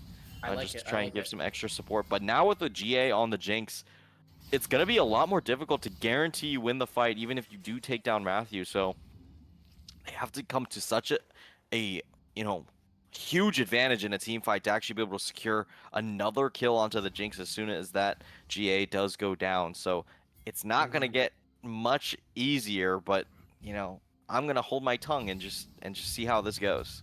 Yeah, every time we've said, this game is it's getting to the point of getting over, the other team has come back with some clutch team fight plays, some excellent executions, and have just made this game so much more interesting than it had any right to be after the first 10 minutes, which I think we're all thankful for, as GA also now here for Kush as well, both AD carries onto that full build. Just waiting on Kush to pick up those upgraded boots, and maybe for Rathiu to sell boots for a Phantom Dancer if they really want to, maybe a Bloodthirster, guys.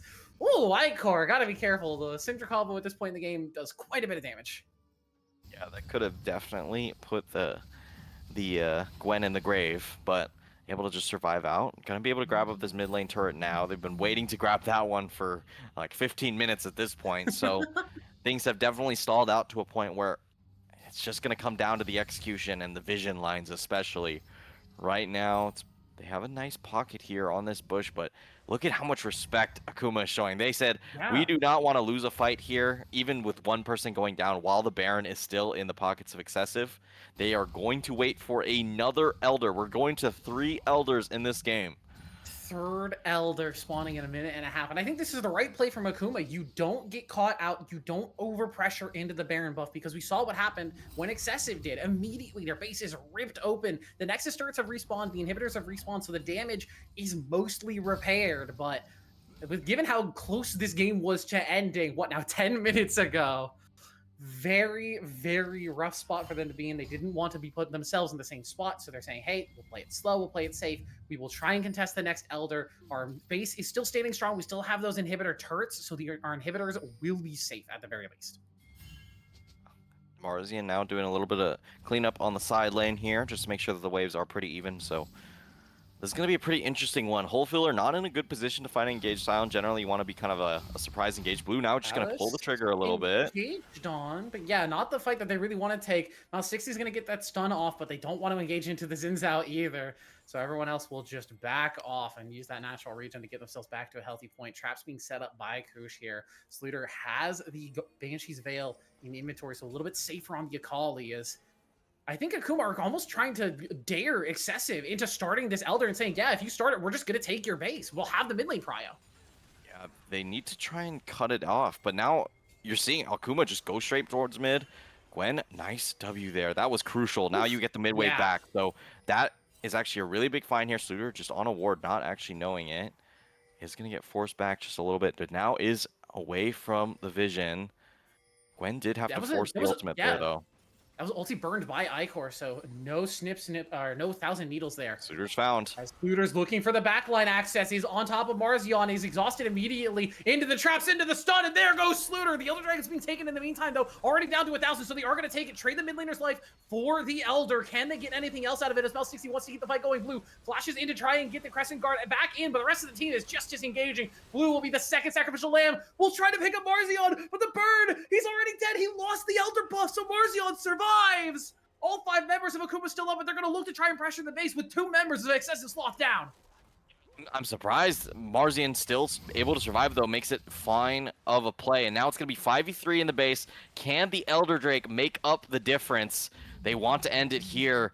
Wholefiller is so tanky, but you do have the Gwen. Tanky. Icor is going to get stunned up. Unleash power not available for Marzion, but still a chunk out of the Gwen. She has the healing, though, so she will be able to sustain some of that backup with the Rift Herald, with the Rift Maker, as long as she gets in. But the damage to these Nexus turrets is so huge. First one's already down again. Icor has that needle. We're going to get into the back line. Has the Halibist as well. Look at the sustain from the Gwen. I'm Ungodly. Gets it engaged. They found Palace. Wholefiller will stay alive, though, and now Rathu gets to reset. Well, we'll get picked up. The GA now respawning. Sluter now has the perfect execute. A massive engage. Picks up Marzion. There goes the Gwen into the back line. There goes the Akali, a double kill. Kush picks up the Jinx. Wholefiller survives, but it shouldn't be for much longer. Sluter maybe eventually can pick up the Scion, but I actually think he walks out of here very slowly, very safely. Eventually, he'll walk away. But a huge base defense by Excessive Sloth. The Elder keeps them in the game. And now they can convert that into the Baron. There is an open base for the most part here. Super minions coming in towards that bot lane. But Icor should be able to grab this up with IB Ungodly able to stall out the wave. And we're going mega distance. I was like trying to say, how do I say distance, but like even further than that. We are going further beyond in Dragon Ball. Just a marathon. We're doing a triathlon at this point, as third Baron buff will be taken. They're going to try and stall it out and give it to Icor as well. And I think this is absolutely the right call. This is the kind of micro play that you like to see from teams this late in the game. Make sure all 5 of your members get that Baron buff and get to defend your base for as long as humanly possible, because you're going to need it at this point. Kush has sold the boots, is looking for a last item to pick up. It looks like the Kraken Slayer just to help deal with this Scion even further. We have Rathu picking up that Bloodthirster now that the GA has procced. Kush, still importantly, has their GA as well. That's not on cooldown for them. So this Caitlyn is a big, big threat, even at this point late in the game. I have a feeling we're going to a third or a fourth even Elder Dragon here. Oh goodness! 3 Don't minutes. say that. Don't say that. So get your voice ready. We got still at least a couple more fights. I don't anticipate the game to end here, considering how defensively Akuma has been playing. Marzian does have to be careful. Definitely the one exploitable member for the side of Akuma. Yeah, has Only the having the Zanyas. Zanyas, and Zanyas is maybe the least useful item against a Gwen and a Caitlyn. So, Yeah, kind of just sets you up for disaster at this point in the game. One trap headshot means you're probably just dead even with the extra armor. Sluter looking for a potential pick here. Again, that Banshee's Veil making them feel much more confident to take aggressive trades, but Stixie and Whole Filler will force them off. yeah, it's nice. The Baron gives them time here to stall out the super minions to maybe get their inhibitors to respawn at this point. So they have a bit more leeway. Nice damage. Blue Blue is going to survive that Chemtech Soul. You cannot Disastrous. one-shot somebody. The Kush now goes dominating. Wrath, you forced back. Palace, a nice catch with her from that shield. Sluter looking for a way in. Has the perfect execution. Gets number one. We see the exhaust. We see the Zanyas again. But the CC, the knock-up. Deja vu, I've seen this before. Shut down over to Stixie. But the base is starting to be opened up. Baron buff still up for one more minute. Icor no longer has that 1,000 needles. Hopefully they're trying desperately to clear the wave in front of it. But the Nexus turrets are the target. Blue has already picked up one. Icor picks up the other. The Nexus is exposed. And that's it. Excessive Sloth are going to force game 3. Oh my goodness. Oh, some way, somehow Marzian tries to go for the kill there onto the Blue, but Blue just get a massive influx of healing from the Rakan as well as just having the locket as well. And it just doesn't work out. And XSV, excessive gluttony or Sloth, not gluttony, out of nowhere, able to close out that one with quite the banger there. This is the previous game's result screen. You'll see it in just a second, but a 45-minute banger, 3 Elders, 3 Barons, an Otacon steal. What is there not in this game? Besides any Drakes on the side of Akuma, besides Elders, but you know. How can you not be romantic about League of Legends? What a performance from both sides. And we get a third game out of this. Unfortunately, we were robbed of game number 1. If it was anything like this, it's going to be a hell of a game 3. And I just have to wonder what's left in the pocket for either of these teams. For sure. Producer, I would like to remove the first for games results screen. In the meantime, though, while everyone's here, make sure you guys support FlyQuest versus G2 tonight. Very important that FlyQuest wins. It is crucial. So definitely, yeah. And we may have bangers like this one tonight. Who knows? This was definitely something that was extremely close. If we look at the score lines here, 50k damage on the Caitlyn, but trust me, most of that is just like 4 Scion health bars, maybe. Yeah. So it looks like a big number, but I don't even think it was doing that much. But definitely it was important to get the Elder to actually be able to shred through that Scion come the late game.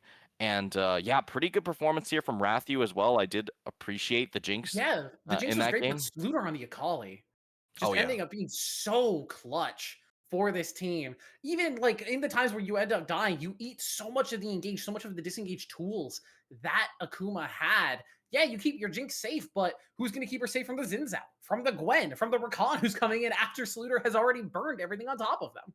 Yeah, I will say, you know, the Syndra in this game, first pick, was looking kind of homeless in this one. Little, so unfortunately. definitely, if I'm going to critique anything, it might be that pick. But also, you know, it is the first pick, and a lot of the champions that were drafted on the side of Excessive were actually very good counters. You see the Gwen, you see the Xin Zhao, you see the Akali. These are things that are not easy for Marzian to be able to find a big opening, but it definitely was something they exploited from the draft. And despite the shenanigans, they were able to steal Otacon, get an Elder, get a Baron. It still was not enough to kind of get over the line due to a slight misplay, slight over-index towards that base, and barely getting taken down at the very end there. Yeah, definitely not the way that Excessive wanted to win that game, but a win is a win, and they're going to force us here into game number 3. We're going to cut to a quick break, and when we get back, we'll jump into that draft for game number 3 between Excessive Sloth and Akuma Sabers. We'll see you on the other side. Take care.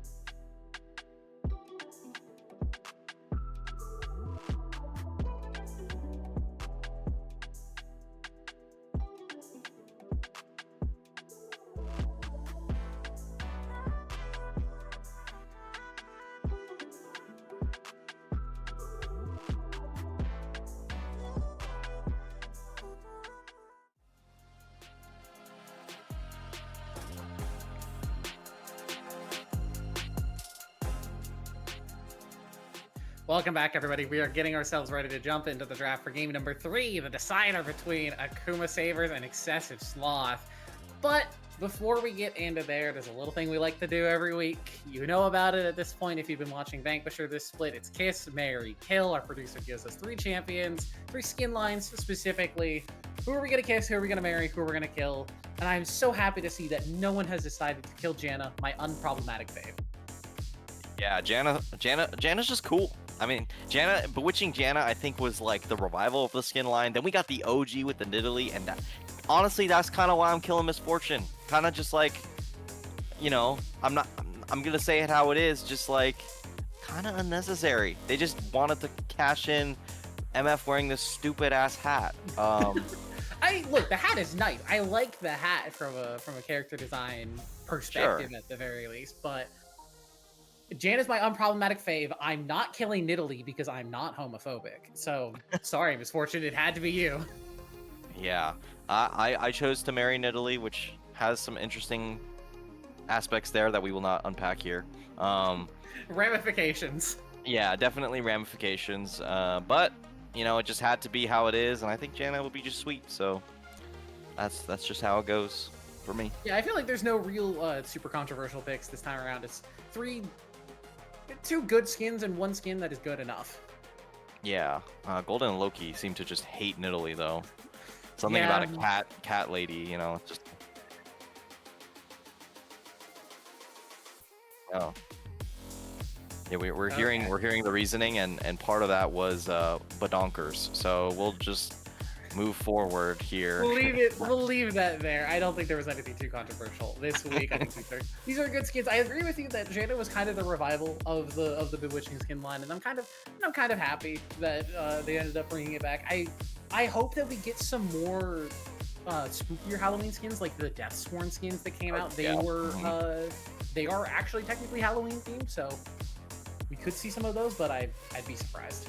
Yeah, I think Fright Night really took the cake though. It's the nicest Fright Night skin line. Fright Night's goated.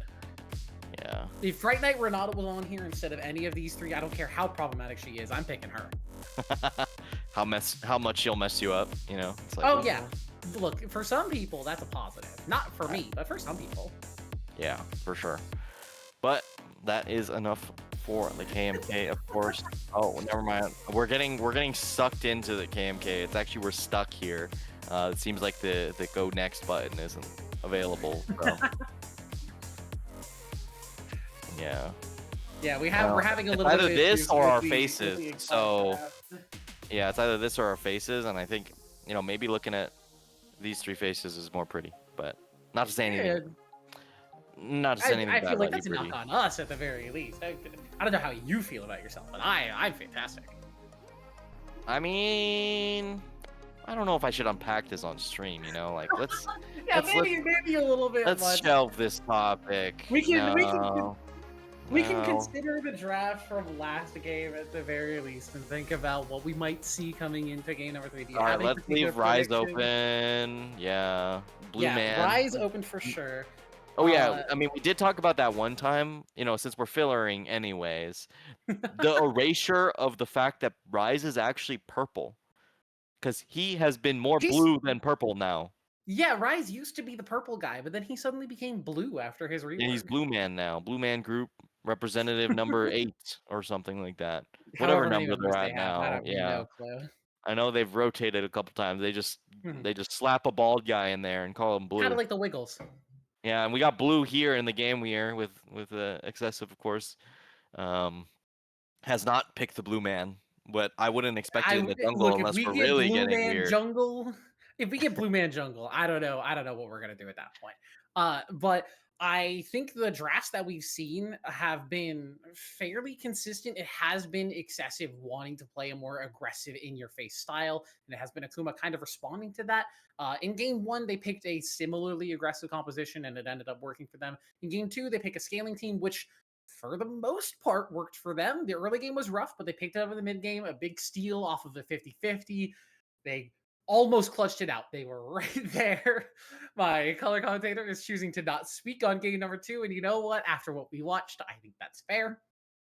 So my question is, if game 3, in game 3, are we going to see them jump back to that more aggressive style? Are we going to see like not a hyper carry, but like a carry top lane or a like engage support, or are we going to see them come back to what we saw in game 2, a little bit more scaling, a little bit more patience?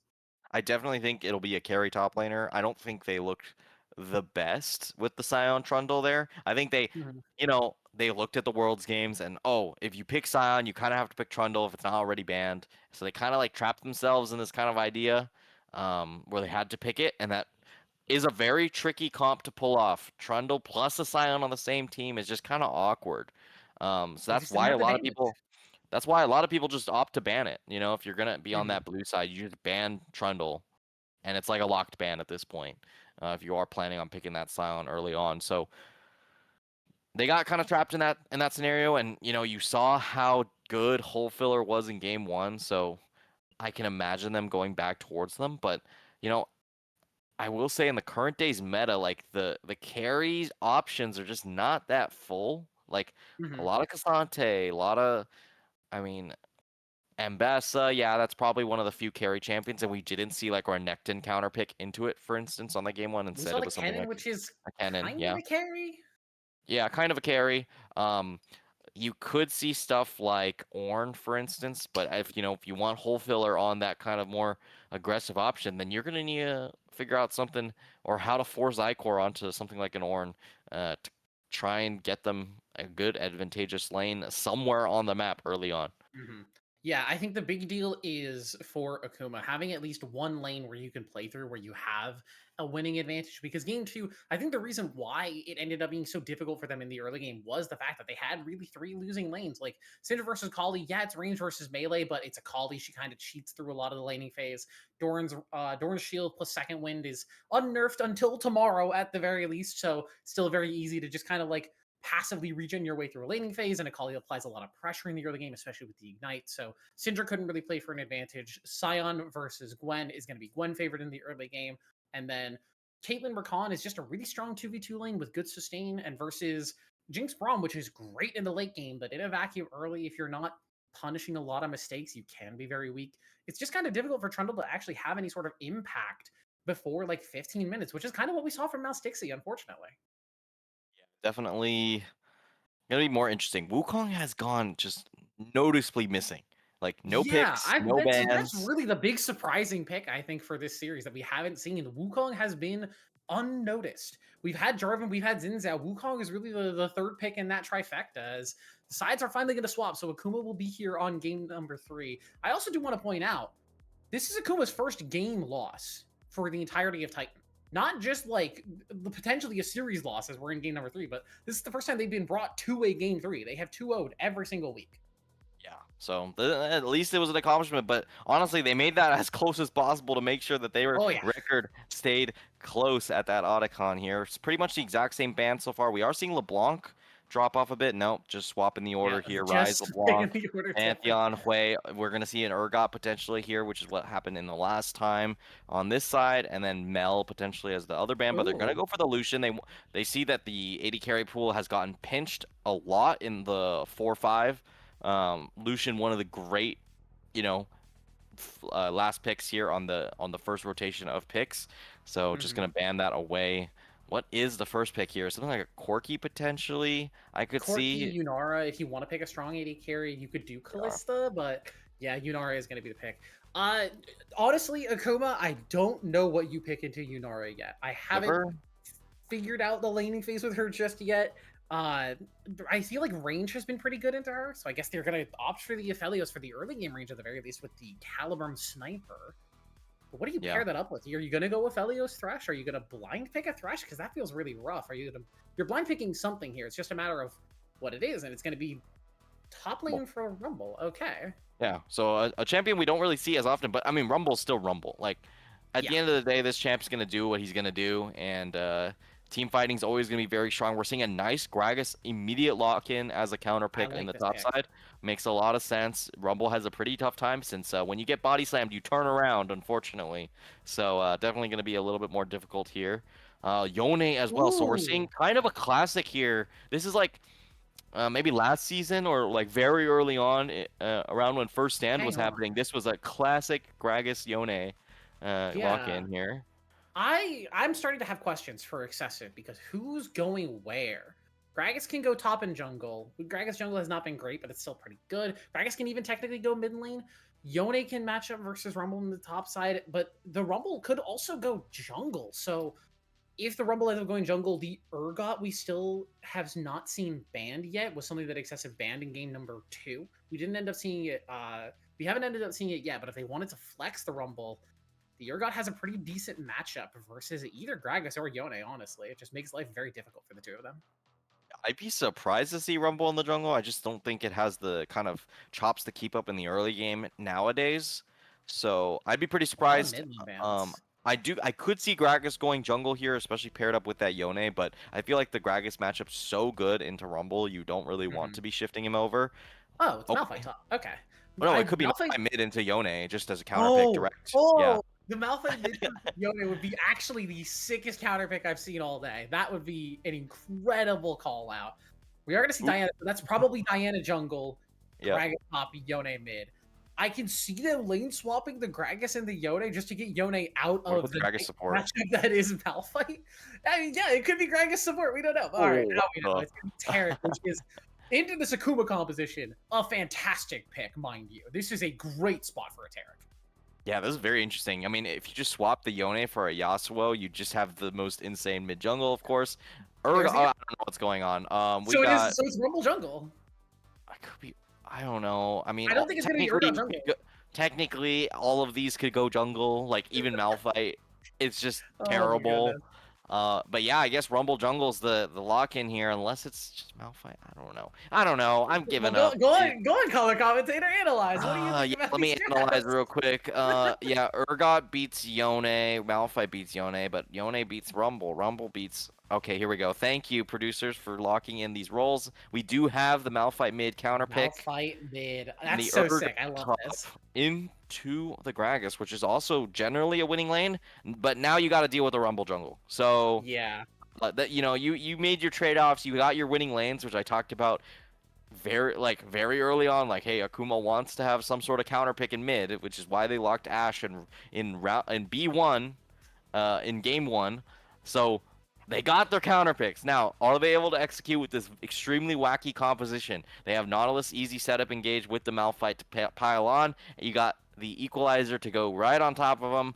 I mean, that's looking like a pretty easy execution, but there is good disengage and good re-engage for the side of excessive, but it's not as straightforward and simple as the last one because you don't have skin the same Malphite too. I'm surprised it's not Shamrock, honestly. Not Shamrock, not the pirate ship, not the new beach one. Base skin Malphite. What if Is that what we're Marzian's doing? just first timing this? Thoughts? The first time Malphite mid on stage game 3 to keep up your undefeated streak would be absolutely wild. We are seeing 4 teleports on the map. We're seeing heal barrier on the Akuma side, but it's ignite barrier for Kush and Ivy on Godly. The ignite for the Tarek is a little surprising to me.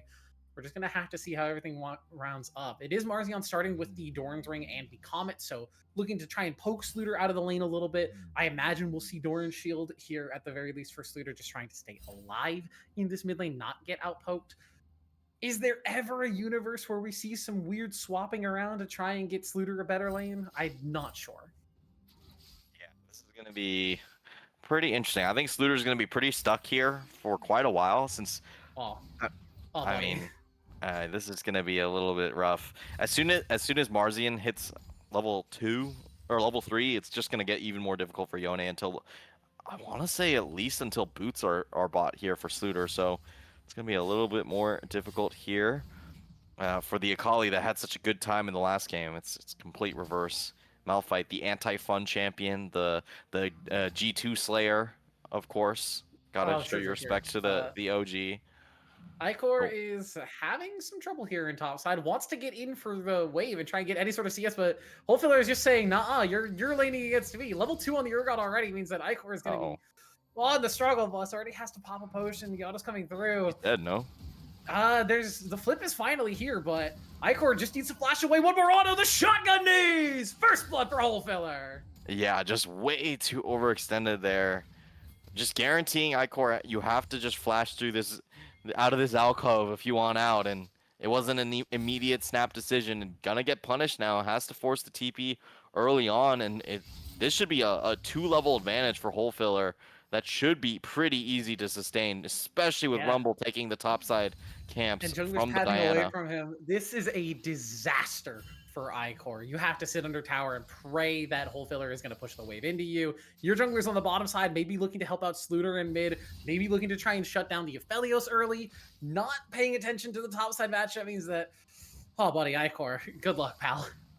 Yeah, this is a little bit scary, a little bit sketchy. Rumble still clears quite fast, but then just doesn't have the same amount of gank pressure. But there is actually pretty good setup for everyone here. Matthew takes a lot of damage here. I anticipate Yunar to have a bit of an early advantage early on, and then Aphelios slowly scales back up into it, especially with a Nautilus who generally just isn't the best laner in the game, so Which is not being so able to weird to engage say into a about Taric. Nautilus. It's I so odd to say about Nautilus, saying like, yeah, he's not a great laner here because almost like you're picking Nautilus almost every time because you're gonna be able to engage into anyone. But the one person you can engage to is this Taric. Yeah, Terra kind of neutralizes it between both the shielding, the healing, and also just, having the CC that just is pretty much unavoidable if you end up going in as the Nautilus, so it gets a little bit more difficult here. Tarek now walking over. Dude, at some point I want to see the classic Tarek hitting the Raptors and healing the mid laner to full HP. I mean, if It Sluter just ends has up to needing happen. it, but Yeah. he's got Doran's shield. He's probably got second wind as well, and Marthion's out of mana before Sluter's even under half HP, and Sluter still has a potion, mind you. Yeah, this is looking pretty rough here. Marzian maybe queuing a little bit too much. That's always something you got to be careful with if you haven't been playing a lot of Malphite, is you run out of mana if you spam your Q. Yes, you kind of want to get them a little bit low, but a big thing is you need to make sure you have mana for an E and a W when the trades actually do come through. Yeah. Ooh, Stuns gonna nice land. dodge Rathu, there. nice sidestep, manages to get away from it, and is gonna get a decent trade back into Kush, but the sustain from this Taric is so big, the ignite down on the Rathu, but he's forced to flash away. Ivion Godly might be the one in trouble. Rathu's gonna get stunned up, he's got the barrier, he's gonna stay alive a little bit longer, but Kush with the flash on one more! Goes in, picks up Rathu, and now Palace is the one in trouble. She has to try and get out. The mini wave helping her out a little bit, and Kush not able to finish it off. But Excessive Sloth, a big win for the 2v2 on the bottom side. Yeah, on a knife's edge there. Barely able to survive there for all the members of Excessive Sloth, and they're able to also grab the Drake in the meantime. So honestly, a pretty big win here in an early game that's definitely not favored for them. So just using that pressure from the bot lane, which is the one lane that should be winning. This poor top lane. Yeah, well, I mean, yeah, this is Let's Icor go! in you put your Let's go! headphones on, I don't know, play some payphone, Open grab up some some CS when you Netflix. can. Yeah. This is yeah, pretty interesting here. Marzian just still out of mana. This is just At you know some point, you have to recall and pick up like a tier or something. But the whole point with the Comet early on in the game is you also get mana flow ban, which means that you can poke a little bit more consistently. I'm not sure if they have it, because if they do, it's already fully stacked, which would be pretty quick into the game to have mana flow fully stacked. yeah, I'm just not sure if this is the correct way to approach this lane. At least you kind of just want to take advantage and make sure that Yone cannot trade into you no matter what. But you're giving a lot of space for Yone to just free farm here, and the CS lead is already slightly building in a matchup where Yone should not be able to actually walk up too easily into the wave. Mm-hmm. Yeah, Icor still collecting farm up here on the top side. He's used to the Q there just to pick up the whole wave, and has actually managed to recover fairly well from the disastrous level 1 that he had, but we're going to have to see if that continues as Marzion... Neither of these people have recalled yet, and this is kind of insane for this mid lane, because Marzion has been just sitting on low mana for this entire laning phase. Yep. Okay. Finally now, recall, finally teleport. As soon as you see a Malphite use spells on the wave, you know they're recalling. Yeah. Here we go. Gold pretty even so far. Diana I don't hate able this to. first buy.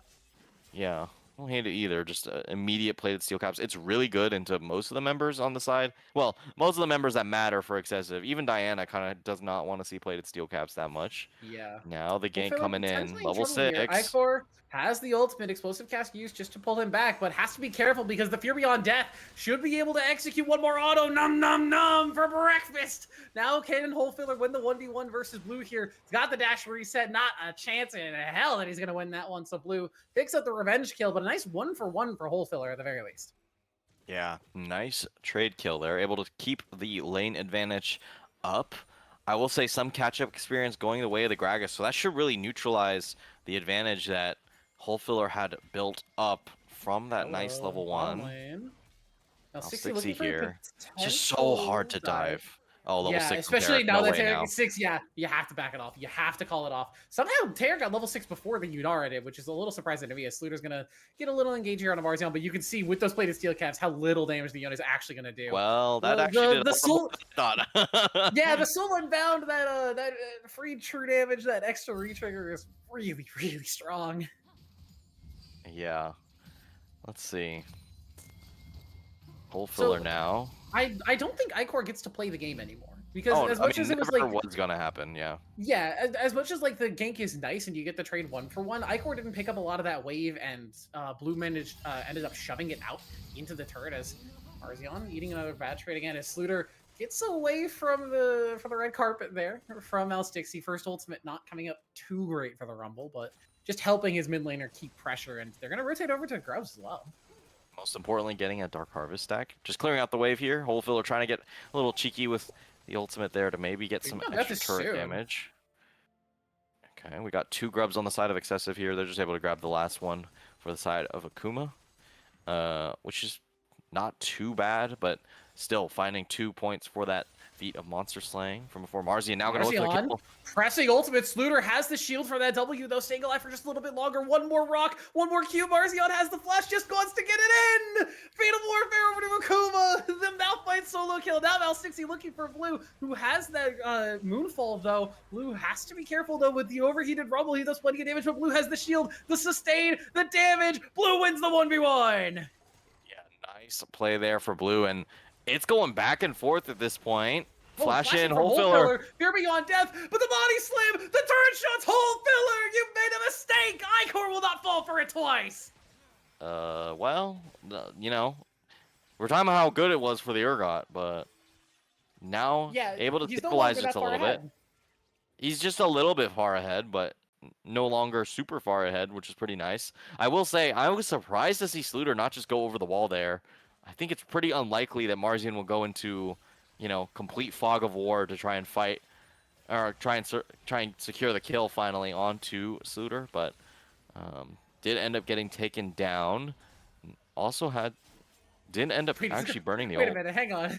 Wait a minute. Marzion has a lost chapter. Are we gonna see the Malignants? Are we getting ARAM Malphite? Is this Hey, Ram happening? Malphite, yeah, we're engaging. We're going. You know, one thing is like, oh, Taric ult, you know, cancels out the Malphite ult, right? Theoretically.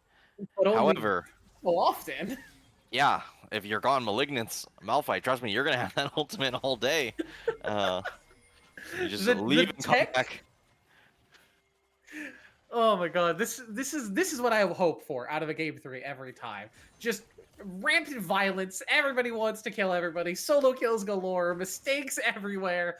Because sometimes in game 3 you get a much more slower, much more passive game because people are like, oh, we're winner takes all game. We don't want to end up being the one to make a mistake to lose it all. But these guys are just here for violence. They just want blood. As Sluter pops that soul unbound, he's gonna immediately get back into a nice Q3 buffer to get away from that unstoppable force. But Sluter has that Untempered Fate. He's gonna be able to get away. Now Marzion's the one taking tower shots.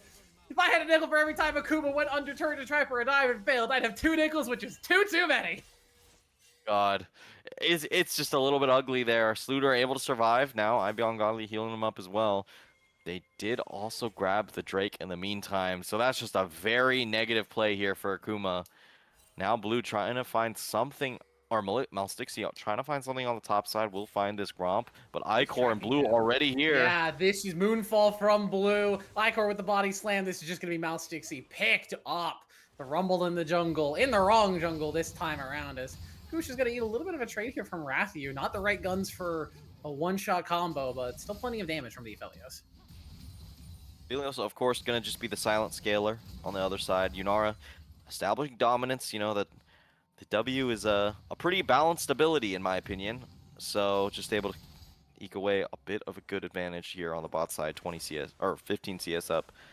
Whole Filler. I mean, I don't want a repeat of what happened previously. So yeah, we're a little bit more careful when we're getting close to under turret, looking for a potential cheese, but Icor sniffs it out. Is just going to force him back. Everyone else is going to be forced to just walk away as Marzion maybe looking for a roam up here on the top side. Ultimate's up fairly soon. I think everybody's has to be aware of the Malphite roams. As soon as he's got that ultimate up, life becomes difficult. As nice buffer from Whole Filler gets away from the explosive cask. Yeah, but it was just going to be a little bit of poke here for Icor. Just wants to use the cask on cooldown since it is very much so reduced with the help of those lucidity boots, and I wouldn't be surprised if there's also transcendence if I had to guess for the side of Icor as well. So should be able to get that up soon enough, but it does give a bit of a window here for Whole Filler to try and find something. Yeah, he's Since already he can't level get 9, boots back so into turret. That W is now a toggle, which means that you get those free shotgun knees and that extra bit of damage. As Blue's in the area, Icor trying to make the trade happen. Fear Beyond Death you use, but it's not going to be anywhere close to XU range. And Blue, happy to take advantage, gives the kill over to Icor. A big win for Excessive as they continue to start pulling things back in the top side. Fed Diana is one of those things that, you know, you think about it and you get a little scared.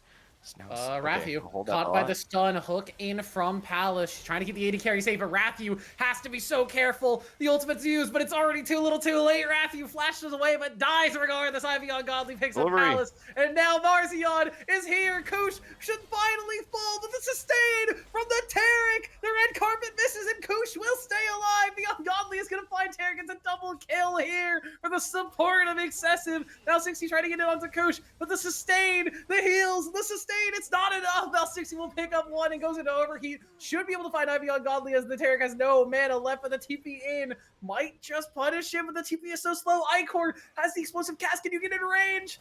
One more shot. Boom! Picks it up. It's a killing spree for the Gragas. Able to get a little bit more pressure, but in the meantime, Blue actually just took down the top lane turret, so it frees up Icor to do this and go towards the bot side, kind of with no trade-off here. Blue will probably also be able to grab up the CS on the top side as well, so nice cash in here. Hole Filler got to be a little bit careful, you know, when he kind of walking up, but just going to grab up these minions. And a chaotic fight results in excess if Sloth with a nice advantage. The Unara Tarek working out huge against the Nautilus Aphelios. Just the extra sustain, able to find the dub in that fight. Yeah, all that sustain, absolutely massive for the Excessive bottom lane. And this is the thing about taking long fights versus Terra, because yeah, your Aphelios, you have Conqueror, you've got your red-white, you want to be able to stacking out those chakrams and play for the longer engage, but the longer you fight, the more Tarek is going to heal, the more he's going to sustain, the more passive procs he's going to get, and the harder life is going to be for you. Yeah, this is getting a little bit scary here, but we saw a similar tale in the last one, but this is a 5k gold lead. This is much larger than the last game, which was only about a 2k gold lead at about 15 minutes into the game. So definitely a very much so more dominant game here for Excessive, and gotta say it's back off the back of Blue, off the back of Koosh as well in the bot side, and a couple misplays from the top side of Akuma have really given them a large window to have to come back from. Yeah, what I want to see from Excessive here in this game 3 is just a little bit cleaner on the pickup. We saw in game 2, it got extended for so long because of that misplay around the Otacon, because of the issues that they had making those clean fights happen. Marzion in a little bit of trouble here as Ivy Ungodly is on the flank. Unstoppable Force is available. It's going to be forced to use it defensively. Keeps the flash, importantly, and with the Malignants, that ultimate will be back up in no time. Yeah, they're going to use the Rift Herald here to just be able to transition into the Drake that just came up as well. So that'll be the third Drake here for Excessive. Stixie has the ultimate. Icor potentially out of position. The ultimate equalizer from Stixie not finding too much value. It's just going to be third Dragon over to Excessive again. And we didn't get a Dragon count for game number 1, but for the games that we've seen, it's been Dragons all day for Excessive as Stixie potentially in trouble. Depth charge used by Palace just to make sure that the team gets to walk out as Sluter trading versus Hole Filler, not having a happy time as the Urgot gets a good chunk out of that one. But it's just defensive summoners and defensive ultimates used from Akuma on this bottom side as third Dragon goes down. It's 7 Dragons to nothing over the games that we've seen in this series so far. This is jungle dominance from Excessive Sloth. Is it jungle or bot? I swear it's bot lane though. I think Koosh has played significantly better in these lanes. Stixie should be able to survive. Rathu is on the walk out. Arc of Wrath comes in, and Rathu caught into the team. Sustains up with the heal with the barrier, but is not able to stay alive for long enough. The rest of the team running forward with that Tarek ultimate, but everybody else is just already scattered to the winds. A good pick for Excessive Sloth. I think it's just going to mean this inner turret for them. Yeah, they should be able to just pick this up and maybe even more. Hole Filler wants to play defense. Ivy Ungodly will fall to that turret shot. It's shut down, but it's shut down over to Palace. It's not the target you want. A nice ultimate in for Malphite, but where's your team? Where's your follow-up? This is not Aram. You don't get the one-shot, everybody. What? Koosh tanks up the turret shots. 1 and 2 will manage to survive. Now 60 has the equalizer in just about a second, but Marzion walks up too far forward, and Blue is going to find them and take him out. Koosh is going to survive that ultimate just barely. Eventually, will fall, goes down Icor, but Stixie will fall in kind as Sluter with that Fate Sealed comes through. chaotic and messy exchanges, but Excessive Sloth just continue to come out ahead. Yeah, they saw last game. They said we'd rather just fight rather than flip it over an objective. So they're really pushing the boundaries here to just make sure that they can get as much of an advantage as possible before this Aphelios has the time to scale up, before the Rumble's really fully online. Kush also barely surviving in that last one with the help of the barrier as the equalizer came down solo onto him at the very end of that fight, coming up big. And it's looking rough here for Akuma. This is a much larger lead and kind of a more difficult comp to kind of come back from. You need a bit of a gold buffer to be able to just slam your face, you know, with the Malphite, with the Nautilus ult, engage, and just kill them straight up. It's not as easy as it was in the last game. So if they were barely not able to come back in the last one, it's going to be even more difficult in this one. Yeah. We've seen Excessive make mistakes before, so it's not as though this is an infallible team that Akuma can never win against, but a 5,000 gold lead is so difficult as Melstixi tries to Hex Tech Rocket Belt out, but the stun's still gonna land from Ivy Ungodly. Melstixi's gonna fall, give it over to Kush, and Palace will go as well, and this should just be, I was about to say an objective, but Otacon's not up for 20 seconds, so they have a little bit of time to come back and try and contest. Oh, they're killing Marzian. Yeah, Marzian has the ultimate, doesn't have flash, has teleport as well, so if they can get out of range and go away from the stuns, but it's a Taric. I don't think you're getting out of this one. Marzian's going to use that ultimate over the wall, gets as far away as possible, channels the teleport, manages to get out, but you lost your ultimate, you lost your teleport, and now you're going to lose Otacon. Yeah, this is a free Otacon. No shenanigans will occur here, and that should put a very big advantage here for Excessive.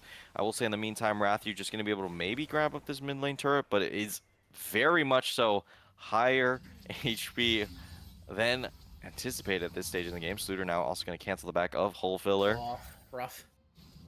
So this is going from bad to worse. Now, still only 7k gold up, but trust me, this is a very dominant one. Yeah, this is, I think this is almost what we...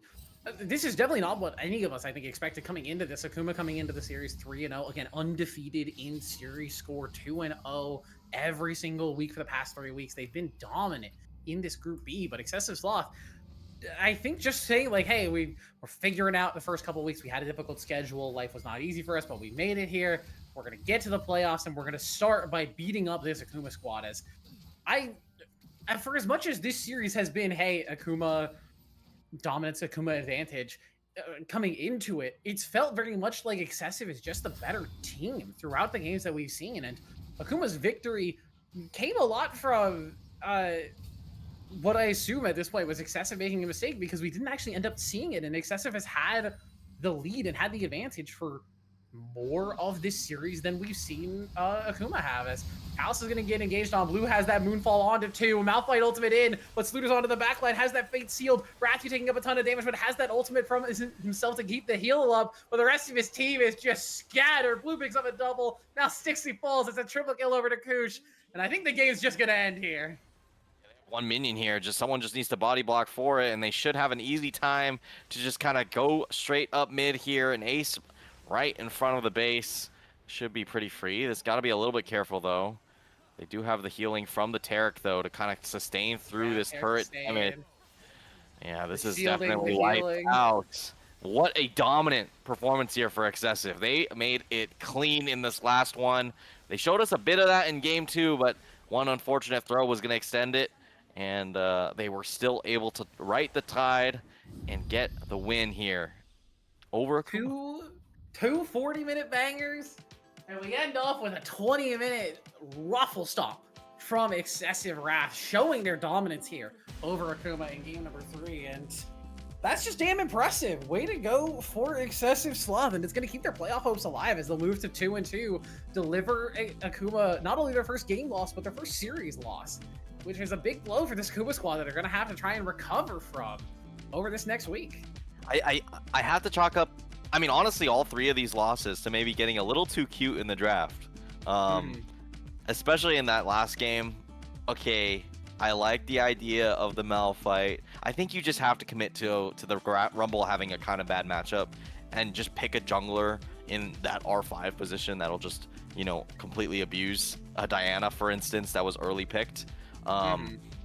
But that didn't end up happening, and kind of just had a free time in the jungle due to the Rumble being locked in there. So a little bit interesting of a look. Wukong, mysterious, gone missing. We need a poster. Where is he? Have you seen this monkey? Yeah, the Monkey King missing. Weird. But either way, a very good, very well played series here from Excessive. Yes, we didn't see that first game, but it looked like they just couldn't get over the draft advantage of having that cannon into the Mbessa. Mhm. Um, and And it's when things possible don't that go it that was wrong, it's possible that it was a similar situation that we saw in game number 2 where it was extended and made difficult because they made that similar like issue in that game 2 with the Otacon throw that allowed Akuma to come back and make it a much more tight game and brought it out to 45 minutes. But like you said, Excessive Sloth just looked tight and clean in this game 3, and I think that's the kind of dominance that you want to see, especially against a team that is so far above you in the standings. simple and clean here. Excessive takes it home. So we'll send everyone home as well, Yeah. since this is extending quite a long time. But everyone go watch FlyQuest Yes. demolish G2 Yeah, 4 we a.m. have to. PST. I think that's what 7 a.m. Oh, yeah. Eastern time. So Nightmare time zone. But if you could stay up for it, we'd appreciate it if you did. But that's gonna be it from us here at the Titan Esports tonight. I have been What's It Birdie. That's been Golden Gad GG, our producer and observer, Golden and Loki, making sure that everything runs as smoothly as possible on the back end. We appreciate you all for being here and staying with us so late. We'll catch you all next week for more Vanquisher action. Have a good night.